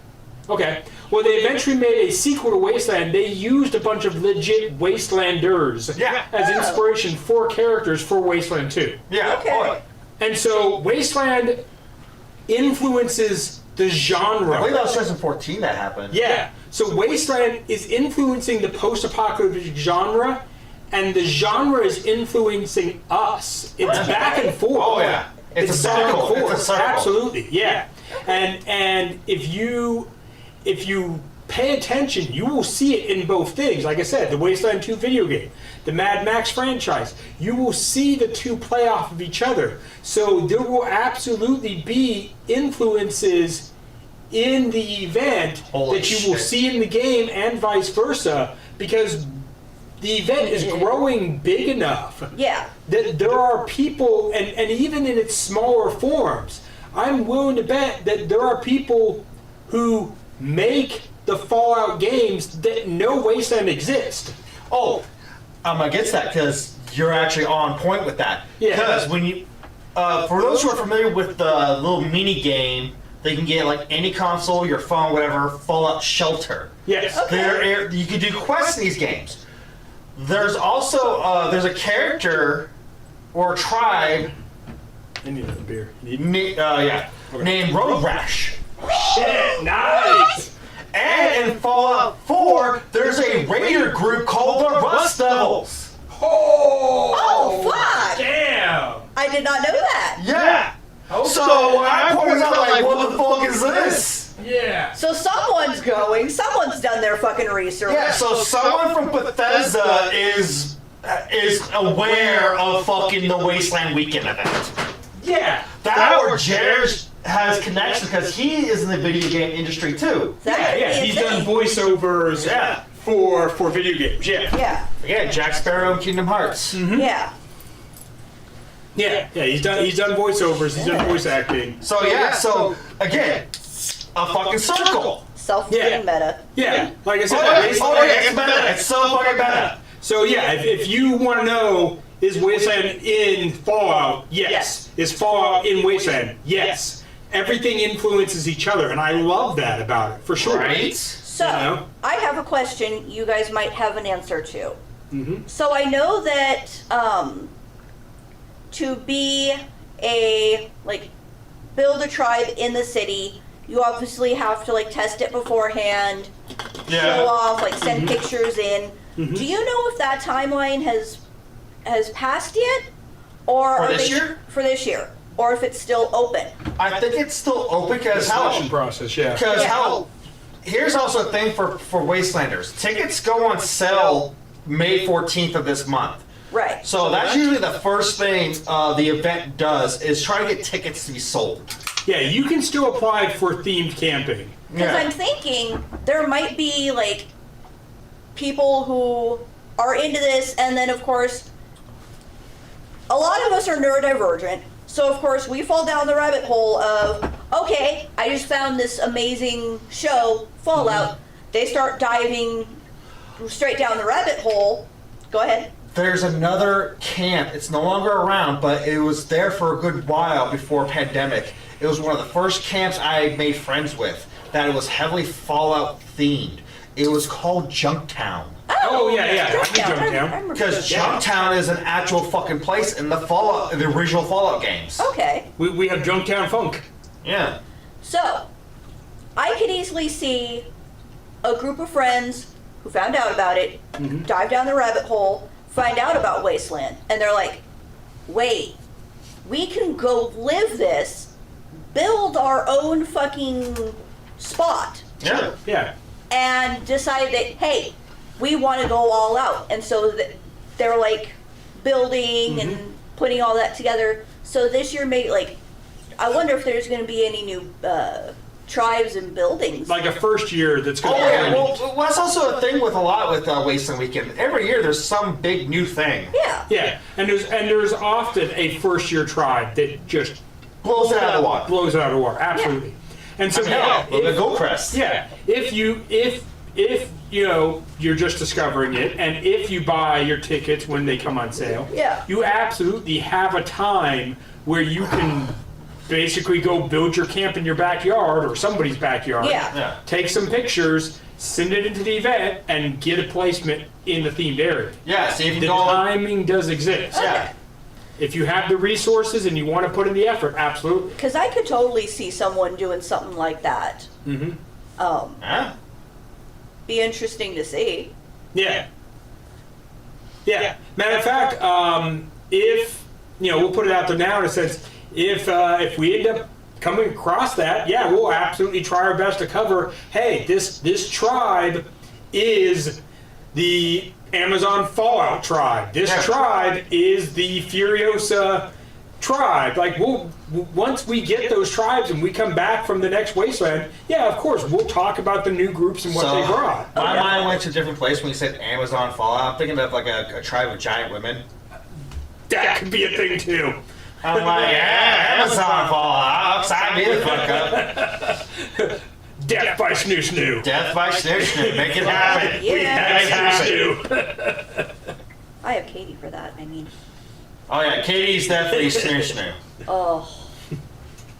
Katie? Yeah, you Beautiful. tall woman, tall lady. You're amazing. You're strong. I'm the perfect height. But yeah, I'm definitely excited to see how, because you've talked about it in the past, how different generations have come in and changed things. Yeah. Now I get to see that from my perspective. Oh yeah. Yeah. It's technically same here. And, Yeah. we've never had this many things happen Okay. Oh yeah, between events. because again, when I came, it was just Furiosa. Yeah. Yeah. Yeah. And before Not Furiosa, that, Fury. and before that, in a sense, we had, I mean, all of us were coming and all of us were loving it, but there was almost like a desert of new stuff. Okay. But even with all of that, there was always been, like, people are like, in a sense, almost asking, is Fallout big? Is Mad Max big? I would say the answer is yes, both are big. Yeah. But there's also a lot of stuff that is not anywhere related to those. Juggers are not a Fallout thing. No, that's an original. Juggers That's an original. Okay. not a Mad Max thing. No. That Blood is of Heroes. that is a movie called The Blood of Heroes. It is a different movie.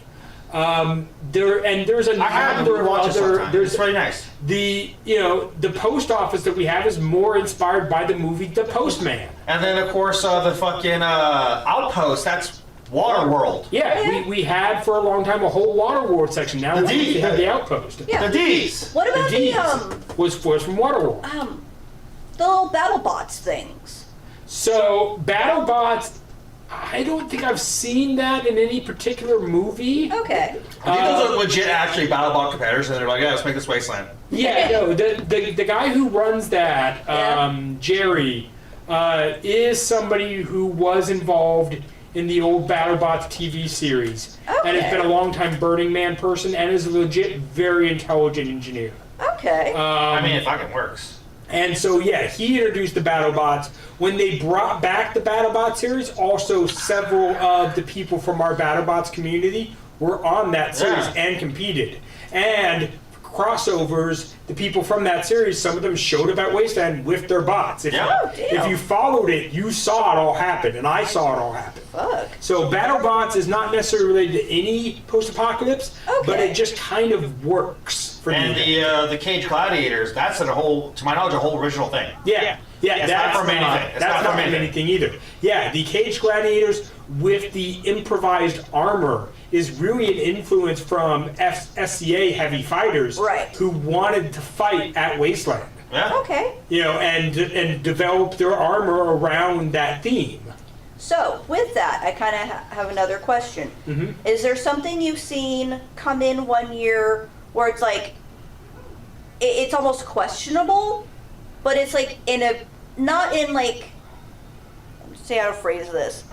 So it's not like people come in to Wasteland in like Star Trek gear, the one-off like, oh, it's this character in the apocalypse. It's not that. Okay. But it's like a tribe or a theme where it's like, on first glance it makes sense, but then once you like see it once you put that piece into the whole puzzle, you look at it and go, I don't know about that, and then maybe that was just the only year they were there. I don't know if about a one-off, but I can definitely name some people and some looks. I might have a couple of ones, so you go first. That a lot of people never thought would work, and those people made it work. A really good example is a guy who goes by the name of Grim. Okay. Oh, yeah. Grim is a Cheshire, the cat, take. Right. And very much a post-apocalypse clown. Okay. It is the best way to describe his overall look. He is bright colors. He is fun, bubbly, outgoing, excited. He is drawing a crowd. He is one of the few people, like I said, bright colors, he really makes it work. And if you were to ask, like, how do you make a bright, happy, cheery clown work in the apocalypse? Fucking Trash goes, it just works. It just works. Yeah. You got to see what Grin does. What Grin does.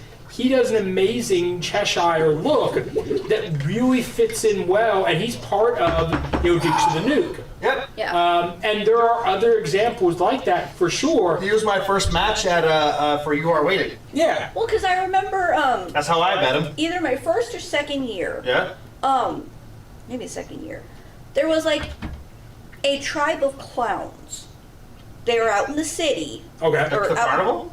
No, not the carnival. Okay. They were out in Tent City. It was just like their How did I miss this? their whole area was like A tribe of clowns? Where the fuck was I? Right? Goldcrest, that's where I was. you were drunk. I was drunk. There you go. It was like white tent, but with Okay. like bright colored spray, like paint splatters. They definitely had a very clown theme. Okay. I think it was my second year, because it's 22? 22. Yeah, it might be. I think it was 22. When we did Goldcrest. Yes. Okay. But it was. They were there that one year, and then I never saw them again. Okay. Because they definitely had a clown theme. They wore a lot of bright colors. So I have an example of that, okay? And how they evolved and changed. We had a group of mutants. Oh, I know where you're going with Mutants this. are a thing Right. that are kind of in a gray area at Wasteland. Okay. Yep. Where you're not really supposed to be a mutant. But it is in lore. But it is, but they exist in our world.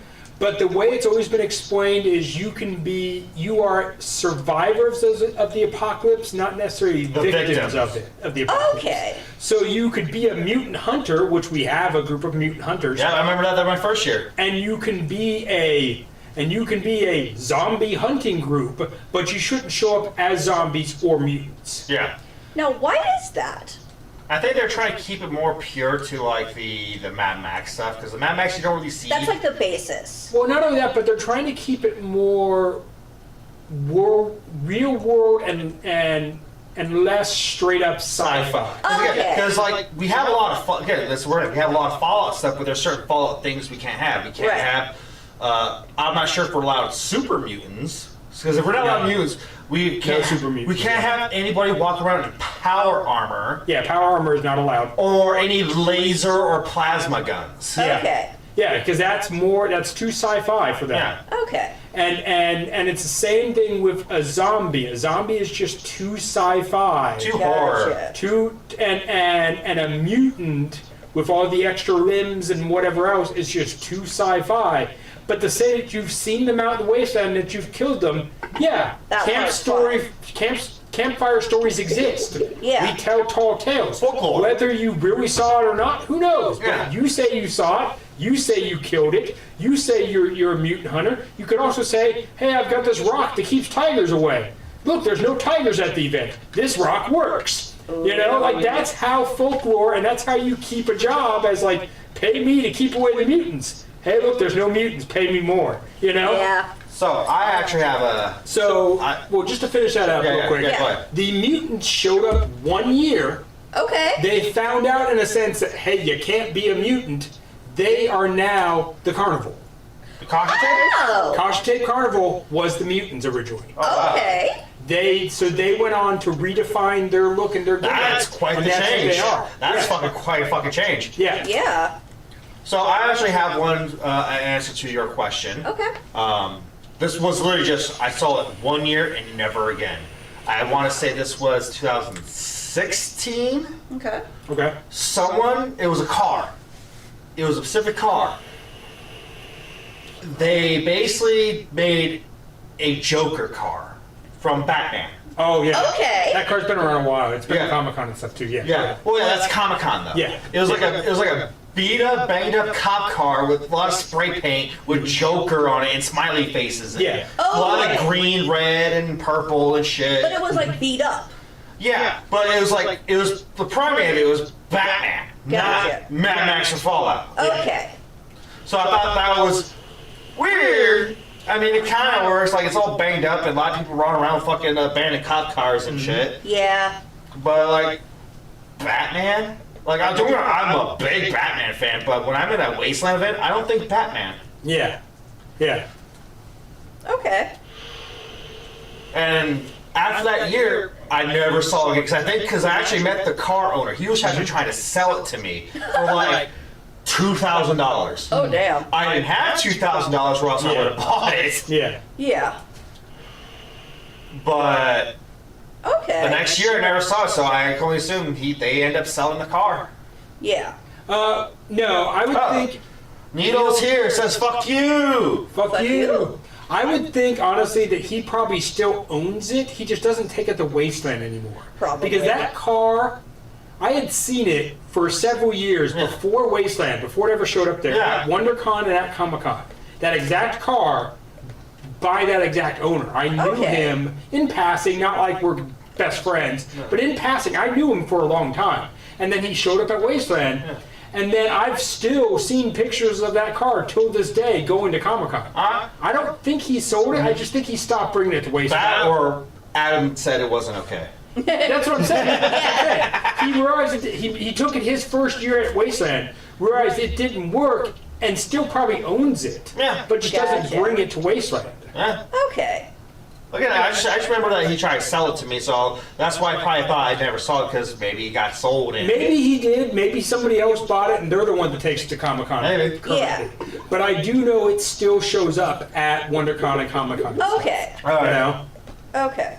But it was always meant to be, something out of the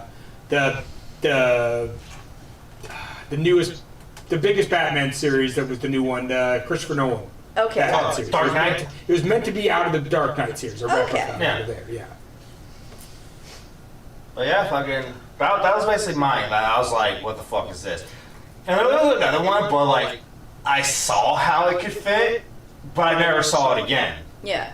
It was a Wastelander who dressed up as the Buckethead character from Rick and Morty episode when they went yes. to that Mad Max universe. Yes, we did have that. Where they take the helmet off and it's just a big blonde mustache. It was a female presenting person. Okay. Yeah. Like, and like, honestly, they sometimes they had nipple tape, others they just had tits out. Yeah. But like when they took the helmet off, mustache. Yeah. I think it was planted, Yeah. not like a full natural grown one, because you Yeah. can totally tell it was like taped down or something. Gotcha. Yeah. I want to say I've seen that person show up multiple years. Oh, yeah, I'm pretty sure they're showing what's years, but I think that was just the 1 year where like one and done. No, I'm pretty sure I've seen that same costume again and again. I've never seen it since that 1 year, and I think that was I want to say 19 actually. Okay. Yeah, I feel like I've seen it since then. Maybe. Yeah, Maybe not, but I feel like I have. maybe. Yeah. I I know they got a big picture with Lord Humongous, Jim the Pool God. Yeah, and Because that's that's what that character was inspired by, was Lord Humongous. Yeah, and he hasn't been back in a while. No, he hasn't been back since after pandemic. Yeah, but I'm fairly certain I've seen that person come through the event again Maybe. in that costume. I'm just. I excited haven't to see seen it. this. I mean, if they've been doing it multiple times and they're still doing it, then cool. I just only saw it that 1 year. Right. Okay. Yeah. I'm just excited because tickets are about to be on sale. Yep, I'll be buying my ticket once I get my next check. I have already declared which volunteer shifts I'm working for, even though the official volunteer stuff hasn't started yet. Yeah. But if you've been volunteering the same group for a while, Yeah, you pretty much got a solid spot. yeah, they're like, hey, are you coming back? Yeah, sure. Okay. We've got signups already. Yeah, I'll probably wait till I see signups to see if I can, hopefully, one of these years I'll be able to DJ on the main stage. I would love to be able to get you to do that. I would love to get me to do that, because that's something I've been shooting for since I started trying DJ at fucking Wasteland. Yeah. And I might actually try to hit up Lady, see if I can DJ at the Forlorn Hope. I haven't DJ'd there in a while, and I actually love the Forlorn Hope. There you go. Yeah. That'd be good. Trying to think. Okay, actually, what time is it? Hold on. It's after 9. It's 9. Yeah, we're a little over time. We're good. We're close finishing our beers. Yeah. Y'all still got beers, so we're good. Yeah, Once the beers are gone, the show is over. more or less. I mean, how are you feeling? I mean, I'm okay, but I don't necessarily want to go all night either. Yeah, no. Fair. I mean, understandable. Do we Yeah. want to end it, or we want to I'm- talk? No, we're trying to finish these. Okay. We'll finish these. We'll finish Yeah. these. Yeah. So, At along the same least keep a lines, swallow for our end toast. yeah. Has there been a costume or a character, probably more character, that you saw and you were like, I'm surprised that made it, but then you saw like, you saw it integrated in the entire scene and went, okay, that works. Because last year, Barbie was a big thing. Oh, the Barbie thing, yes. True, it was. You're right. I remember, I'm not sure if it was the same person, but someone asked on one of the pages, like, "Hey, could we do a Barbie thing?"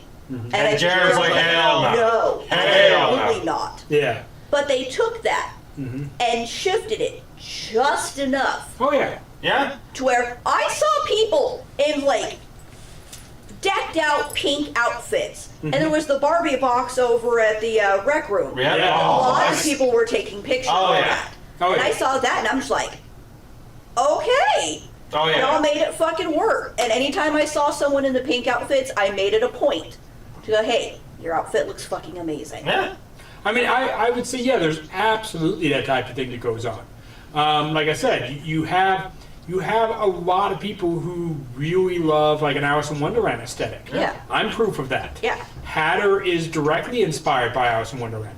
I mean, if you look on my hat, I have a Disney watch. Yeah. Yeah. You know, there are nods to Alice in franchise. Wonderland, to the franchise in my look. Yeah. When I first put forth the idea of, back in 2012 that I was going to be Hatter, I definitely got some people who were like, that's never going to work, and you can't bring Disney to this event. Don't ruin my event. Right. And my whole point was like, well, one, I've already been to Wasteland. Yeah. Like, yes, it was only my second year, but I've already been to the event. Yeah. So I'm not some newbie going in. No, your foot's already warm in the water. Yeah. Yeah. Two, I've been in the cosplay scene a long time. Yeah. So I'm not some newbie there either.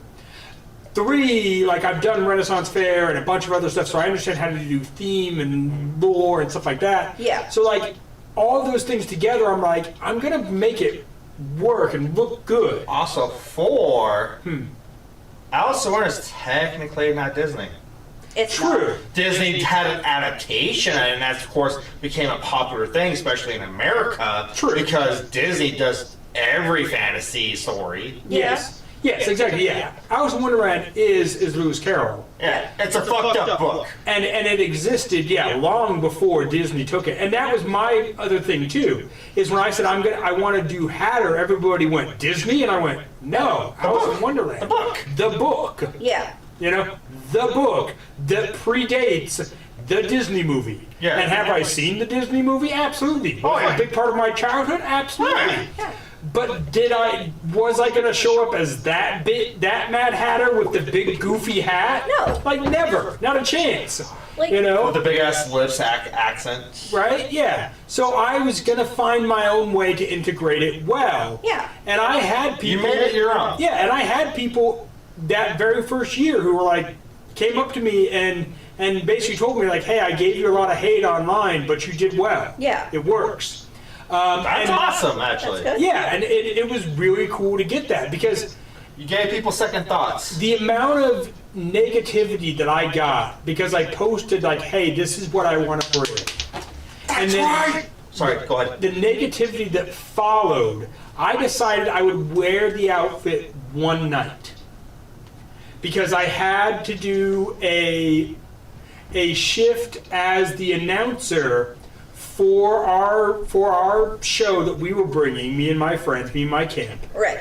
And I decided I would wear it the first night of the event, and if nobody liked it, it would be the only night that I wore it. Yeah. I would be the Hatter character on Thursday night only because that was the first night of the event. Yeah.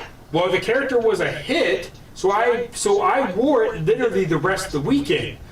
But I was very much, I had a whole backup plan of a bunch of other outfits Yeah. that were more basic Mad Max blend into the environment. was a type of gamble. look. It was Yeah. a gamble. And it became what I was known for. The next day, during the day when I'm dressed up in my normal, what could fade into the background of Mad Max, people came up to me and said, hey, aren't you Hatter? Like people just remembered me as Hatter, and I'm not wearing a hat. I'm not wearing anything in the sense that would identify me that way. But they recognized me, Yeah. and then it was like, oh well, tonight I'm wearing the Hatter outfit again. Then Yeah? Yeah. that gave me that legitified it. Yeah. And then all day Saturday I wore it the entire day. Yeah. And it just And now became it's- my persona. You. So, just like with your Hatter kit gimmick, Mm-hmm. Nino brought up a good point, like how they made fucking Trogdor and the Outlaw Can work in the The Wasteland. Can Gang, yeah. Yeah. Yeah. Yeah, both of those. Yeah, exactly. Trogdor, the Burninators, Yeah. Nito's original tribe.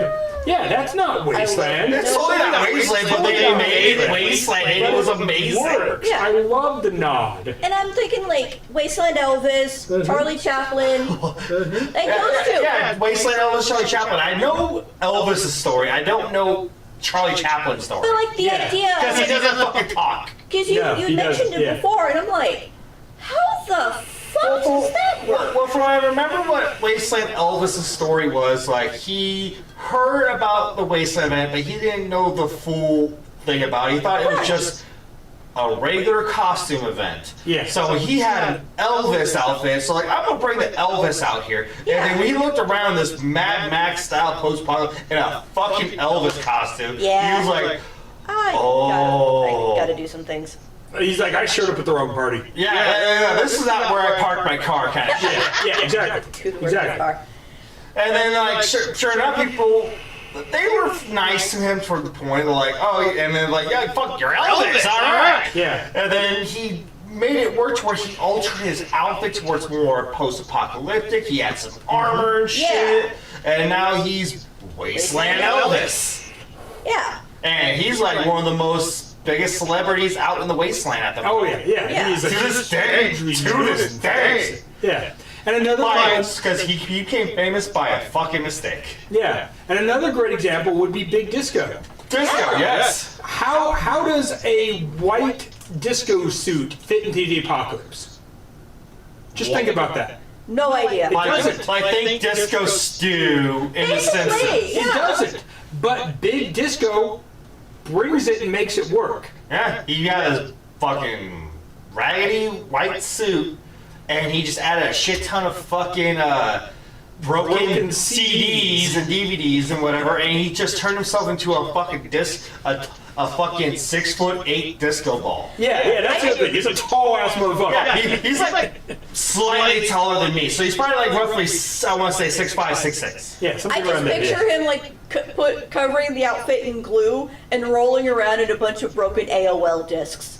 I mean, yeah, he snapped them and sewed them on in a lot of places. Oh, yeah. And glued them on and whatever else it took. And over time, he lost some. Oh yeah, like there's some gaps here and there. Like it's not gonna stay on forever. There's And- so much. And it kind of works. And there are people who have some of them because they found one after it fell off and attached it to their own outfit. And it's like they're Just trophy like pieces. Tim's dreadlocks when he cut them out on the stage, they added to his outfit. I wanted one, but he never threw them towards my area. Yeah. That Yeah. is pretty cool. Like, I like the idea, like, in a way, your hat.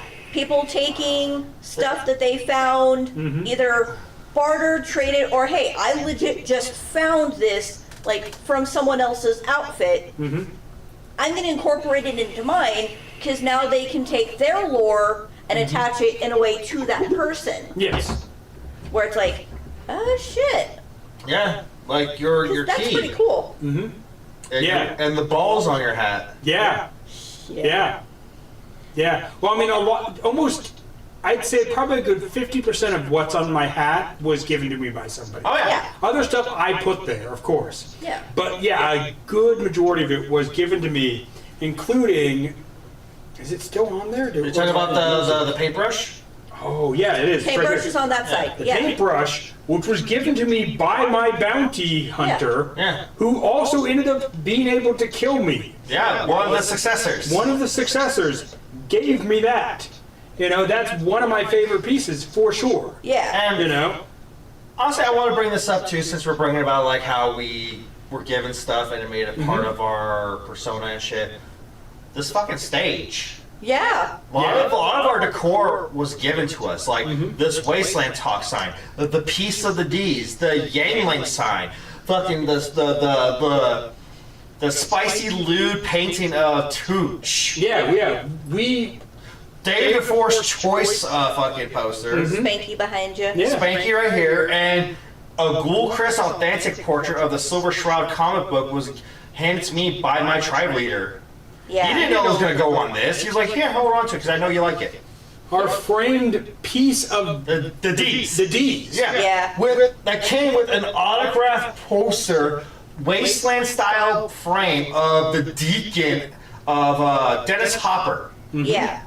And legit, this is not just a piece of Wasteland history. This is a piece of movie memorabilia. Yeah, because this was actually part of the fucking D's from the movie. Yeah. Yeah, the original Exile and Valdez from the Waterworld movie Okay. was found by a Wastelander and resurrected, rebuilt, brought to the event for several years, and we won't go into all of the detail, but basically as two, I think 19 was this last year. as two RV campers with the shells of the ships built around them, Yeah. Damn. set up as a beached shipwrecked version of the D's. Yeah. And then when they eventually, after it got too much wear and tear and was falling apart, and they dismantled it, Yeah. that's how we ended up with a piece. Yes, because one of our original viewers, back when we started the show, we were talking about that camp and how we love it, how it was a big part of Wasteland Weekend, Yeah. let alone Wasteland history of film memorabilia. Yeah. They told him, like, yeah, we're tearing it down. We got upset. And then Well, we were heartbroken. Yeah. we were heartbroken because, Yeah. again, we didn't know about that. Because, again, we last saw the last Wasteland at 19. Yeah. And they were nice enough to ask for our address, and they mailed us this piece of what they cut out, and then the autographed Deacon. Yeah. Yeah. Yeah. I mean, so yeah, most of our stage that is part of our look is donated and stuff given to us that has become part of our backdrop. And Buttons, Pockets goes, Buttons gave you the metal playing cards she fought you with. Yeah. Yeah, that is on my other hat. Yeah, it was on the other hat. I have more than one hat, but I have an ace card. Yes. That was a gift from Buttons. Yes. Yeah.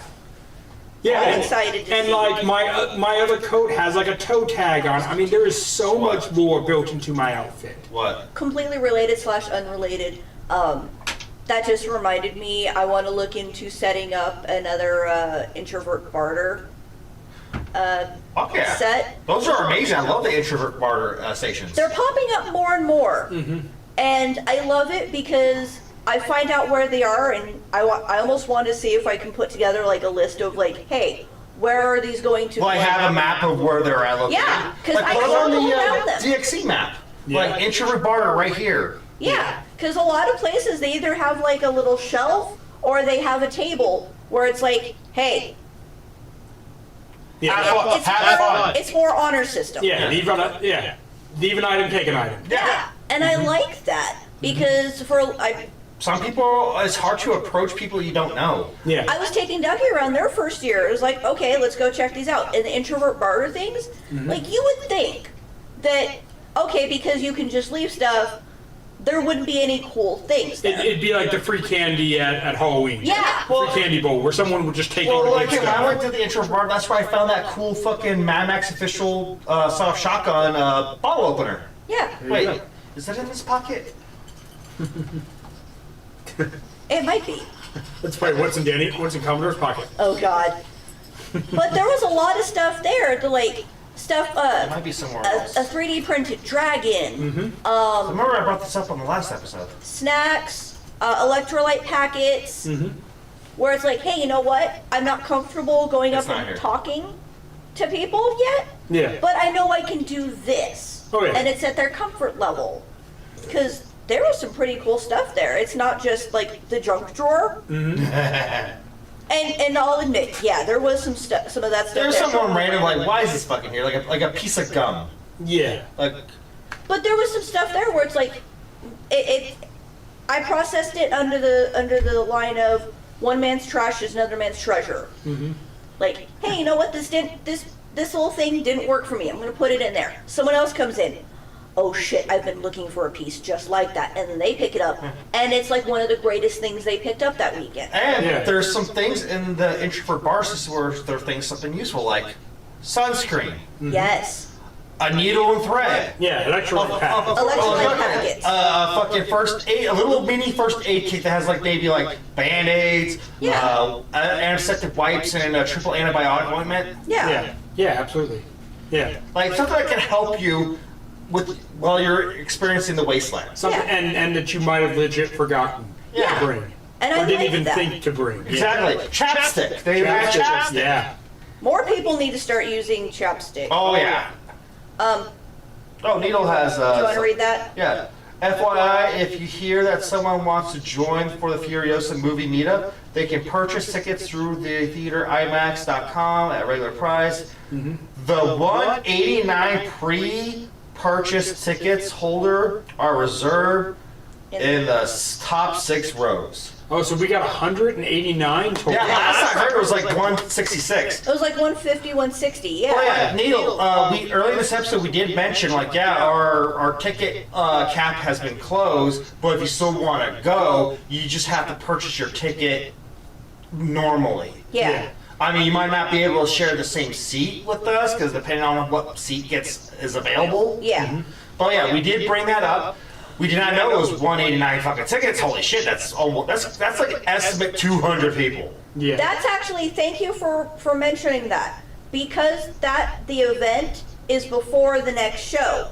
We should probably go over that real quick. What's up? So the plans, as far as I'm seeing, is We're gonna meet at a sushi place at around 4 o'clock. there's I think it's a pre or a post, like pub crawl type thing. Pub crawl's post. Okay. But we're gonna meet up at a sushi place area that's in the area. Okay. And then we're gonna do a group photo around 6. And then we're gonna hit the theater around 6:30. And then there's a pub crawl After the movie. Right. And there's a map layout too. I just Yes, don't have there it. is. It's But I will tell you this too. With 189 people, definitely not all of them are going to be able to do the sushi or the pub crawl. no. There's no way. Oh, we're gonna There's no fucking way. try. There's gonna be the people who are Just like, watch us. yeah, like, am I gonna be drinking? Obviously not. He might. Was open last time I looked. Pre-meetup is started at 4. Yeah, see, I was right. It's at 4 o'clock at the sushi place. Yeah. Yeah. Because obviously I don't eat sushi. But yeah, that's what I'm saying. The sushi place may not be able to accommodate all 189 people, but you guys can see how many you can fit in there. Also, I meant Oh, yeah, that not like me, everyone's like- gonna show up. Yeah. I'm not gonna be able to eat any of the sushi because I'm allergic to a lot of the recipes, but I'll be there. Yeah. Yeah. And people will be coming in from work, so not everyone's gonna make it to the pre Yeah, part. like I'll be coming from work. So I'm pretty sure that's why they are expanding like the extra 2 hours, so that way because that's why when the photo op group photo is gonna be like a half hour before we have to be in the theater. Yeah. Yeah. And it was like lots of folks are traveling from out of town, so they won't make it to the pre-show Yeah. stuff. Yeah. They might make it for the post, and then people that are there for the pre-stuff, they're like, you know what, I'm tired. I don't want to hang out for this part. Yeah. Or they got a long trip home. Yeah. Yeah, that's And we'll it. probably want to cover in the group chat, like, or group post, like, hey, Ubering in may be a good idea. Have a DD. Crash with a local buddy. Yeah. Get a hotel room for the night. Yeah. Make some accommodations. Yeah, make accommodations to where you can Especially if you're driving from out of fully town. enjoy all activities. Yeah. You know, We'll get a have to figure hotel out room where the fuck tonight. we're gonna park. Get an Airbnb, whatever. Yeah. We'll figure that out later. Yeah. Figure out parking. Sacramento, I'll tell you right now, if you're not from this town, Don't park downtown. well, no, not that, because you're not going to have a choice, in a sense. They're like, what are you going to do? Walk 4 or 5 miles? Like, God, no, you no. have to park downtown. What I'm saying is you're going to have to pay for parking. Yeah. Yeah. Be prepared to pay for parking. Yes. Look in advance. Yeah. You will, parking downtown in Sacramento At least- will cost you money. At least pay enough to where it's gonna last you till where the parking spots are gonna be free. Because I think a lot of free parking opens up around 8 p.m. 8 Yeah. to 10 somewhere. But pay attention to where you're parking, because not every single spot is going to be free. Right. So just make sure you know where you park and what its signs say. Needle also suggests please take rideshare if you're doing the bar crawl. It's a long walk back to your car in the dark. Fair. That is Yeah. fair because you're definitely, especially if you're parked the opposite direction. Yeah. Yeah. So yeah, good point. Yeah.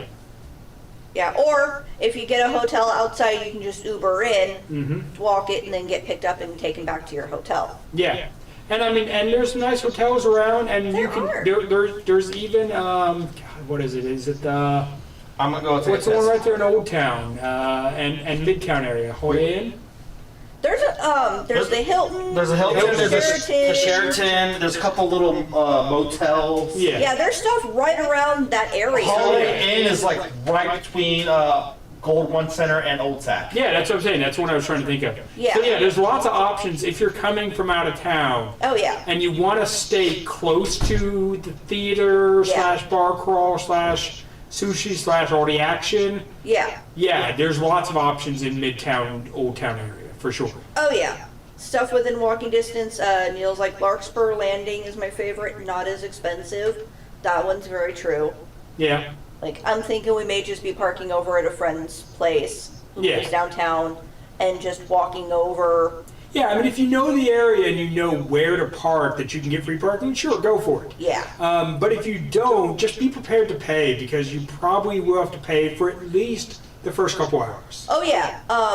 So just I think South think of Park, that in your budget. There's websites you can look up where you can pay in advance. Mm-hmm. And because I remember doing this for graduation for Sac State. I did when I traveled to San Francisco too. So, in advance for a lot of my Looked up in advance, and there was a parking garage. Hey, you know what? Sorry to interrupt, but Okay. You had an idea.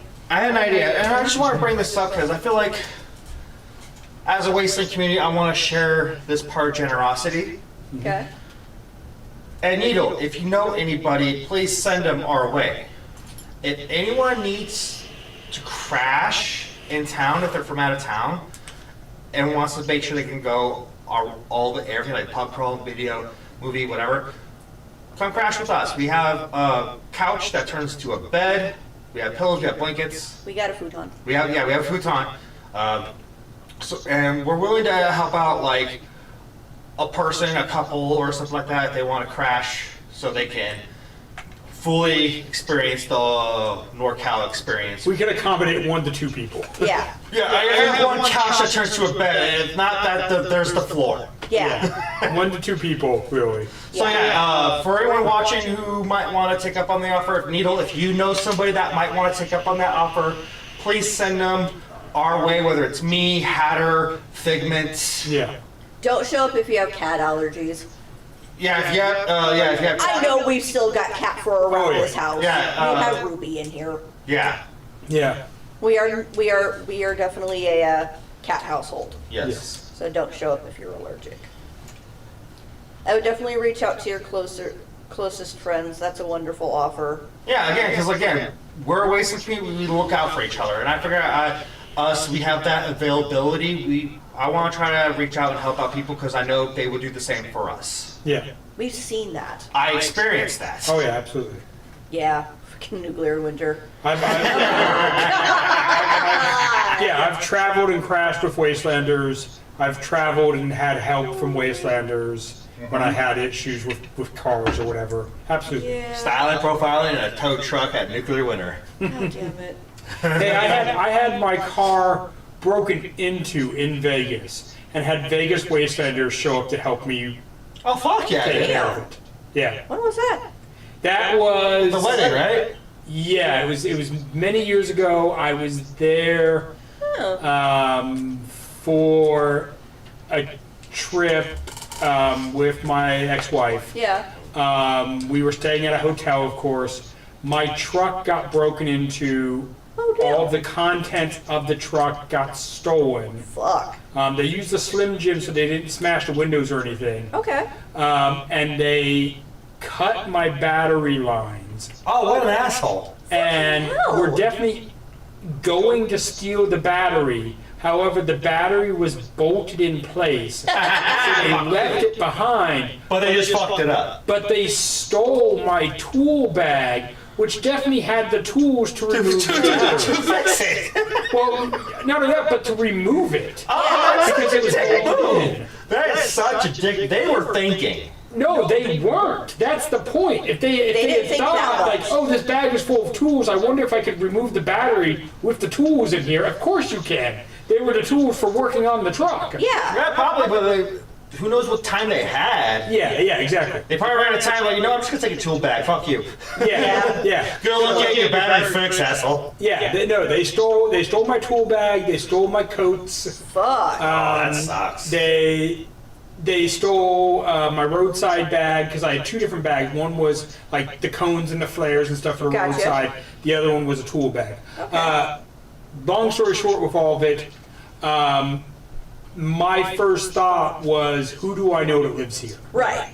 And immediately I messaged a Wastelander. They showed up in like an hour. Okay. Not bad. With tools. drove me to the AutoZone. Okay. We bought the cables to fix the battery.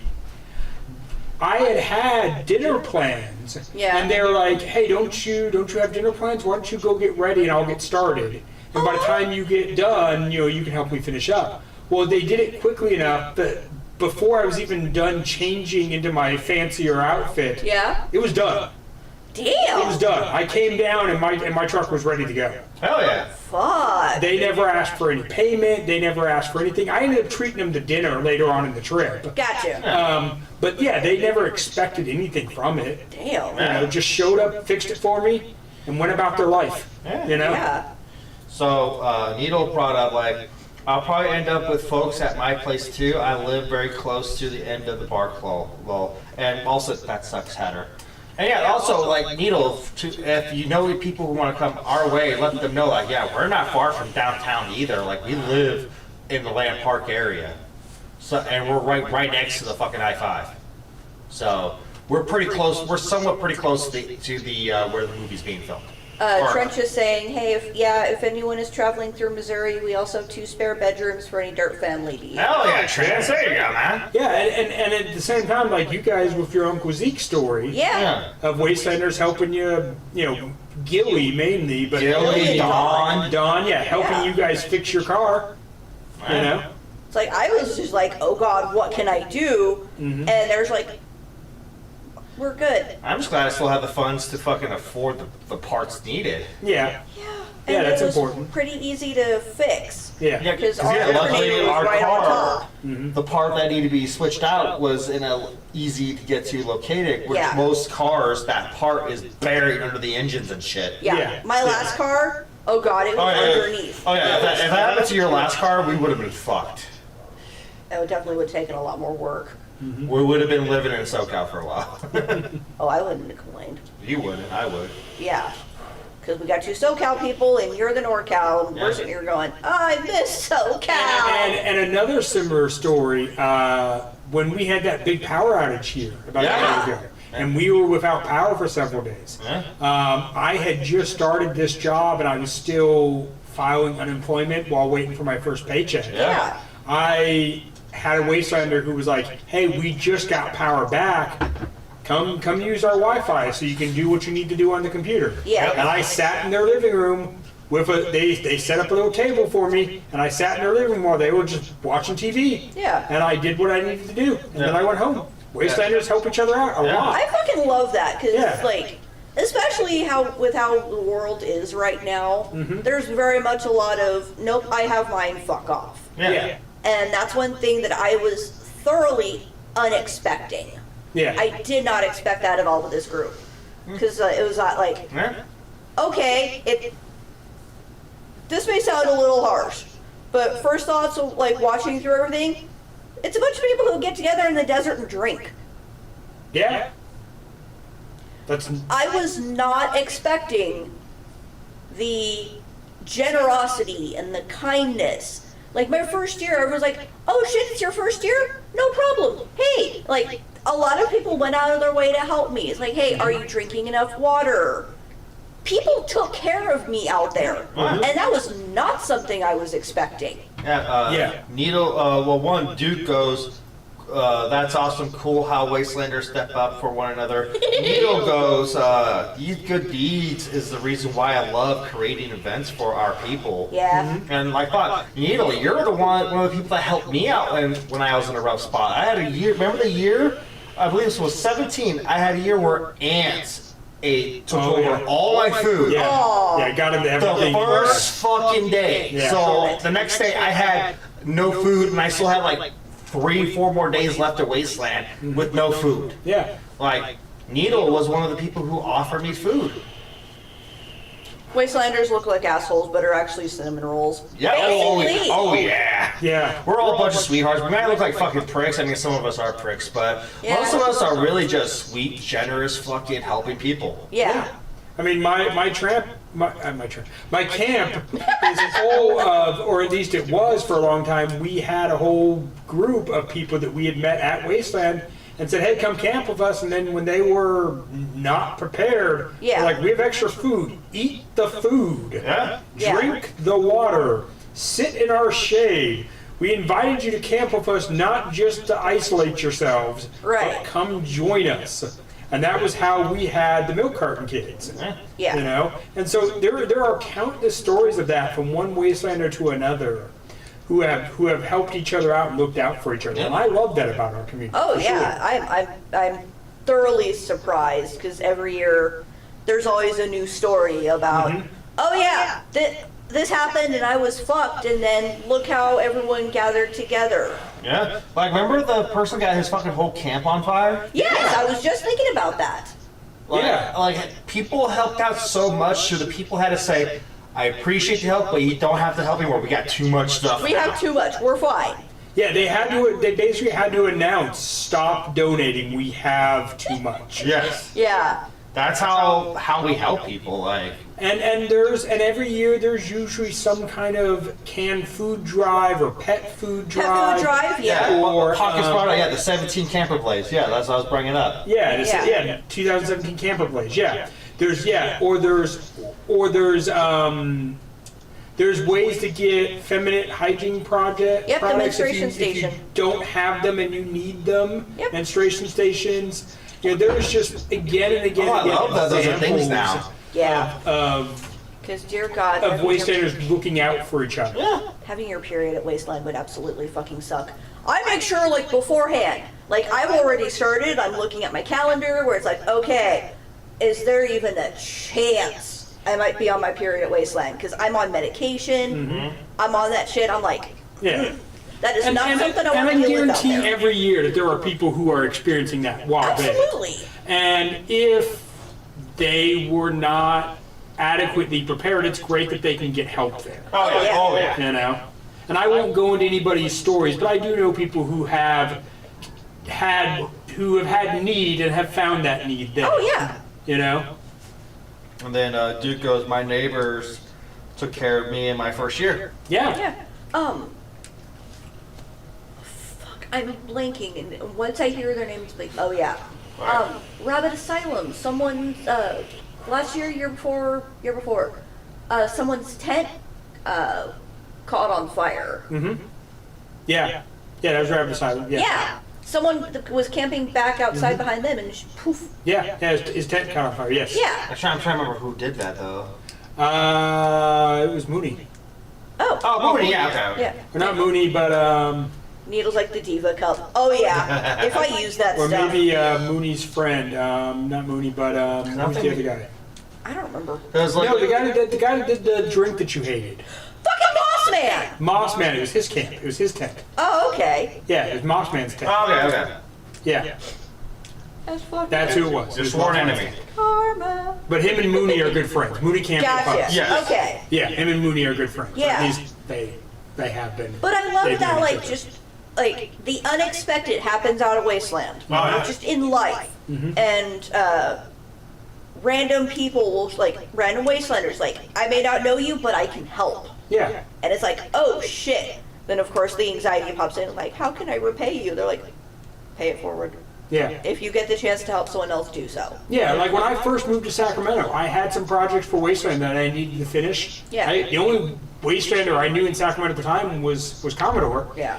But I put up on one of the groups like, hey, I have some projects I need to do. I don't have the space for them. Yeah. Is anybody doing anything where I can jump in on your project at your place? Yeah. And Wirehead was like, Yeah. hey, my tribe is doing a crafting day. Come to our crafting day. I'd never met him. That's how I met Wirehead for the first time. Gotcha. Fucking Wirehead was helpful. And Wirehead's a rad guy, and his wife, you know, Yeah. and got to know their tribe. And we still are. Wirehead's at all the events, and Yeah. you know he's done. We know He that. did a bunch of your stickers and stuff. Yeah. Oh yeah. You know, so yeah, there's tons of examples. Like Yeah. that. They go on and on and on. Yeah, like when he sent me my fucking DJ stickers, that was basically him saying thank you for what I do for both Wasteland community and the goth community. Yeah. Oh, another related, unrelated. The weather is getting warmer in a lot of areas, like especially here. Yeah. Remember to start upping your water intake. Yep. And not just water. So our hydrate train, electrolyte train. Yeah, and Ducky, I'm looking at you. Chug those pickle brines. and Yes. be doing both in a sense that drink during the day when you need it, but also once the sun goes down, be drinking more water. Yeah. You need more water than you realize. And if you're not drinking the night before some good water, when you hit that 90 degree in the middle of the day, Oh yeah. it's tough to get water fast enough into your system. Yeah. And it can actually be not great for you to try to get it fast into your You're system. gonna have a bad time. Oh So- yeah. We're working Med 10. Yeah, We got a lot of build that. up. Yeah, build up. Yeah. I want to ask how many of the freaking Sour Patch bags we still have. Oh, Because wow. like I work a job that I work outdoors every day. Yeah. And yeah, that's the same thing my work is covering right now. It's telling everybody at work that, hey, when you get home, drink a bunch of water. Yeah. When you wake up in the morning, drink a bunch of water. Yeah. All day long, drink a bunch of water. Because if you're only drinking water during the day and it's 90 degrees, you're definitely not drinking enough water. Right. And not just pure water. Make sure you're getting the electrolytes in. Yeah, the electrolytes, the salts, the salty candies are a good way to go. Pickle brine. Protein is a good way to go. Meat, pickle brine. Soda nuts doesn't and count. Cashews. No, don't rely on soda. Soda Needle will saying dehydrate goodnight. you. Saying fuck you. I need to go to bed. I need to be up by Yeah, 3:30 a.m. Oh, Oh shit! God. We should actually be ending the show. We're almost at 10 minutes. Well, we're near the end of our. Yeah. Yeah. I'm just Alright. randomly pulling up shit. It's like, it's What? time. Yeah, I guess it's time to close up this night. We'll be back on the 25th, day after Furiosa Yes. movie has been screened. We're going to tell you all about the meetup, what we thought about the film, spoiler-free. Spoiler-free review. Spoiler-free review. Yes. Because we want to give people time to go see it. Yeah. Mm-hmm. Down the road, we'll obviously be talking about it. Oh yeah, and also remember, tickets go on sale for Wasteland Weekend. Starts May 14th. Yes. Again, if you don't feel like you have enough to buy your ticket, you can volunteer and earn your tickets. Yes. You just have to go and sign up. As soon as volunteer stuff opens up, we'll be letting people know. Yeah, absolutely. Because honestly, it's a great way to get your ticket taken care of. Yeah. Because you end up meeting a whole bunch of other people, Yeah. doing a whole bunch of shit where you're like, Yeah. oh, you're learning more about the event. Mm-hmm. Like I've heard some people every year they volunteer in a different area That's a good way to go for sure. because Yeah. you learn so much about it. Yeah. All right. Anyway, I am the Commodore. I'm the Hatter of the Waste. And Figment. My drink is done. Drink, drink, drink a drink. Have a good night, y'all. Happy Mother's Day to all. Happy Mother's Day to the mother. the Mother mothers Wastelanders. around you. Chug a bottle of mother's milk. I have that bottle still. Yes, you do. That was actually really good. It was really good. Are we muted? No, but whenever you're ready. All right, we might have to stay quiet just in case. 'Cause- Okay. I get it. Yeah. So, Have a good night, everyone. Yep. ready? See you all later.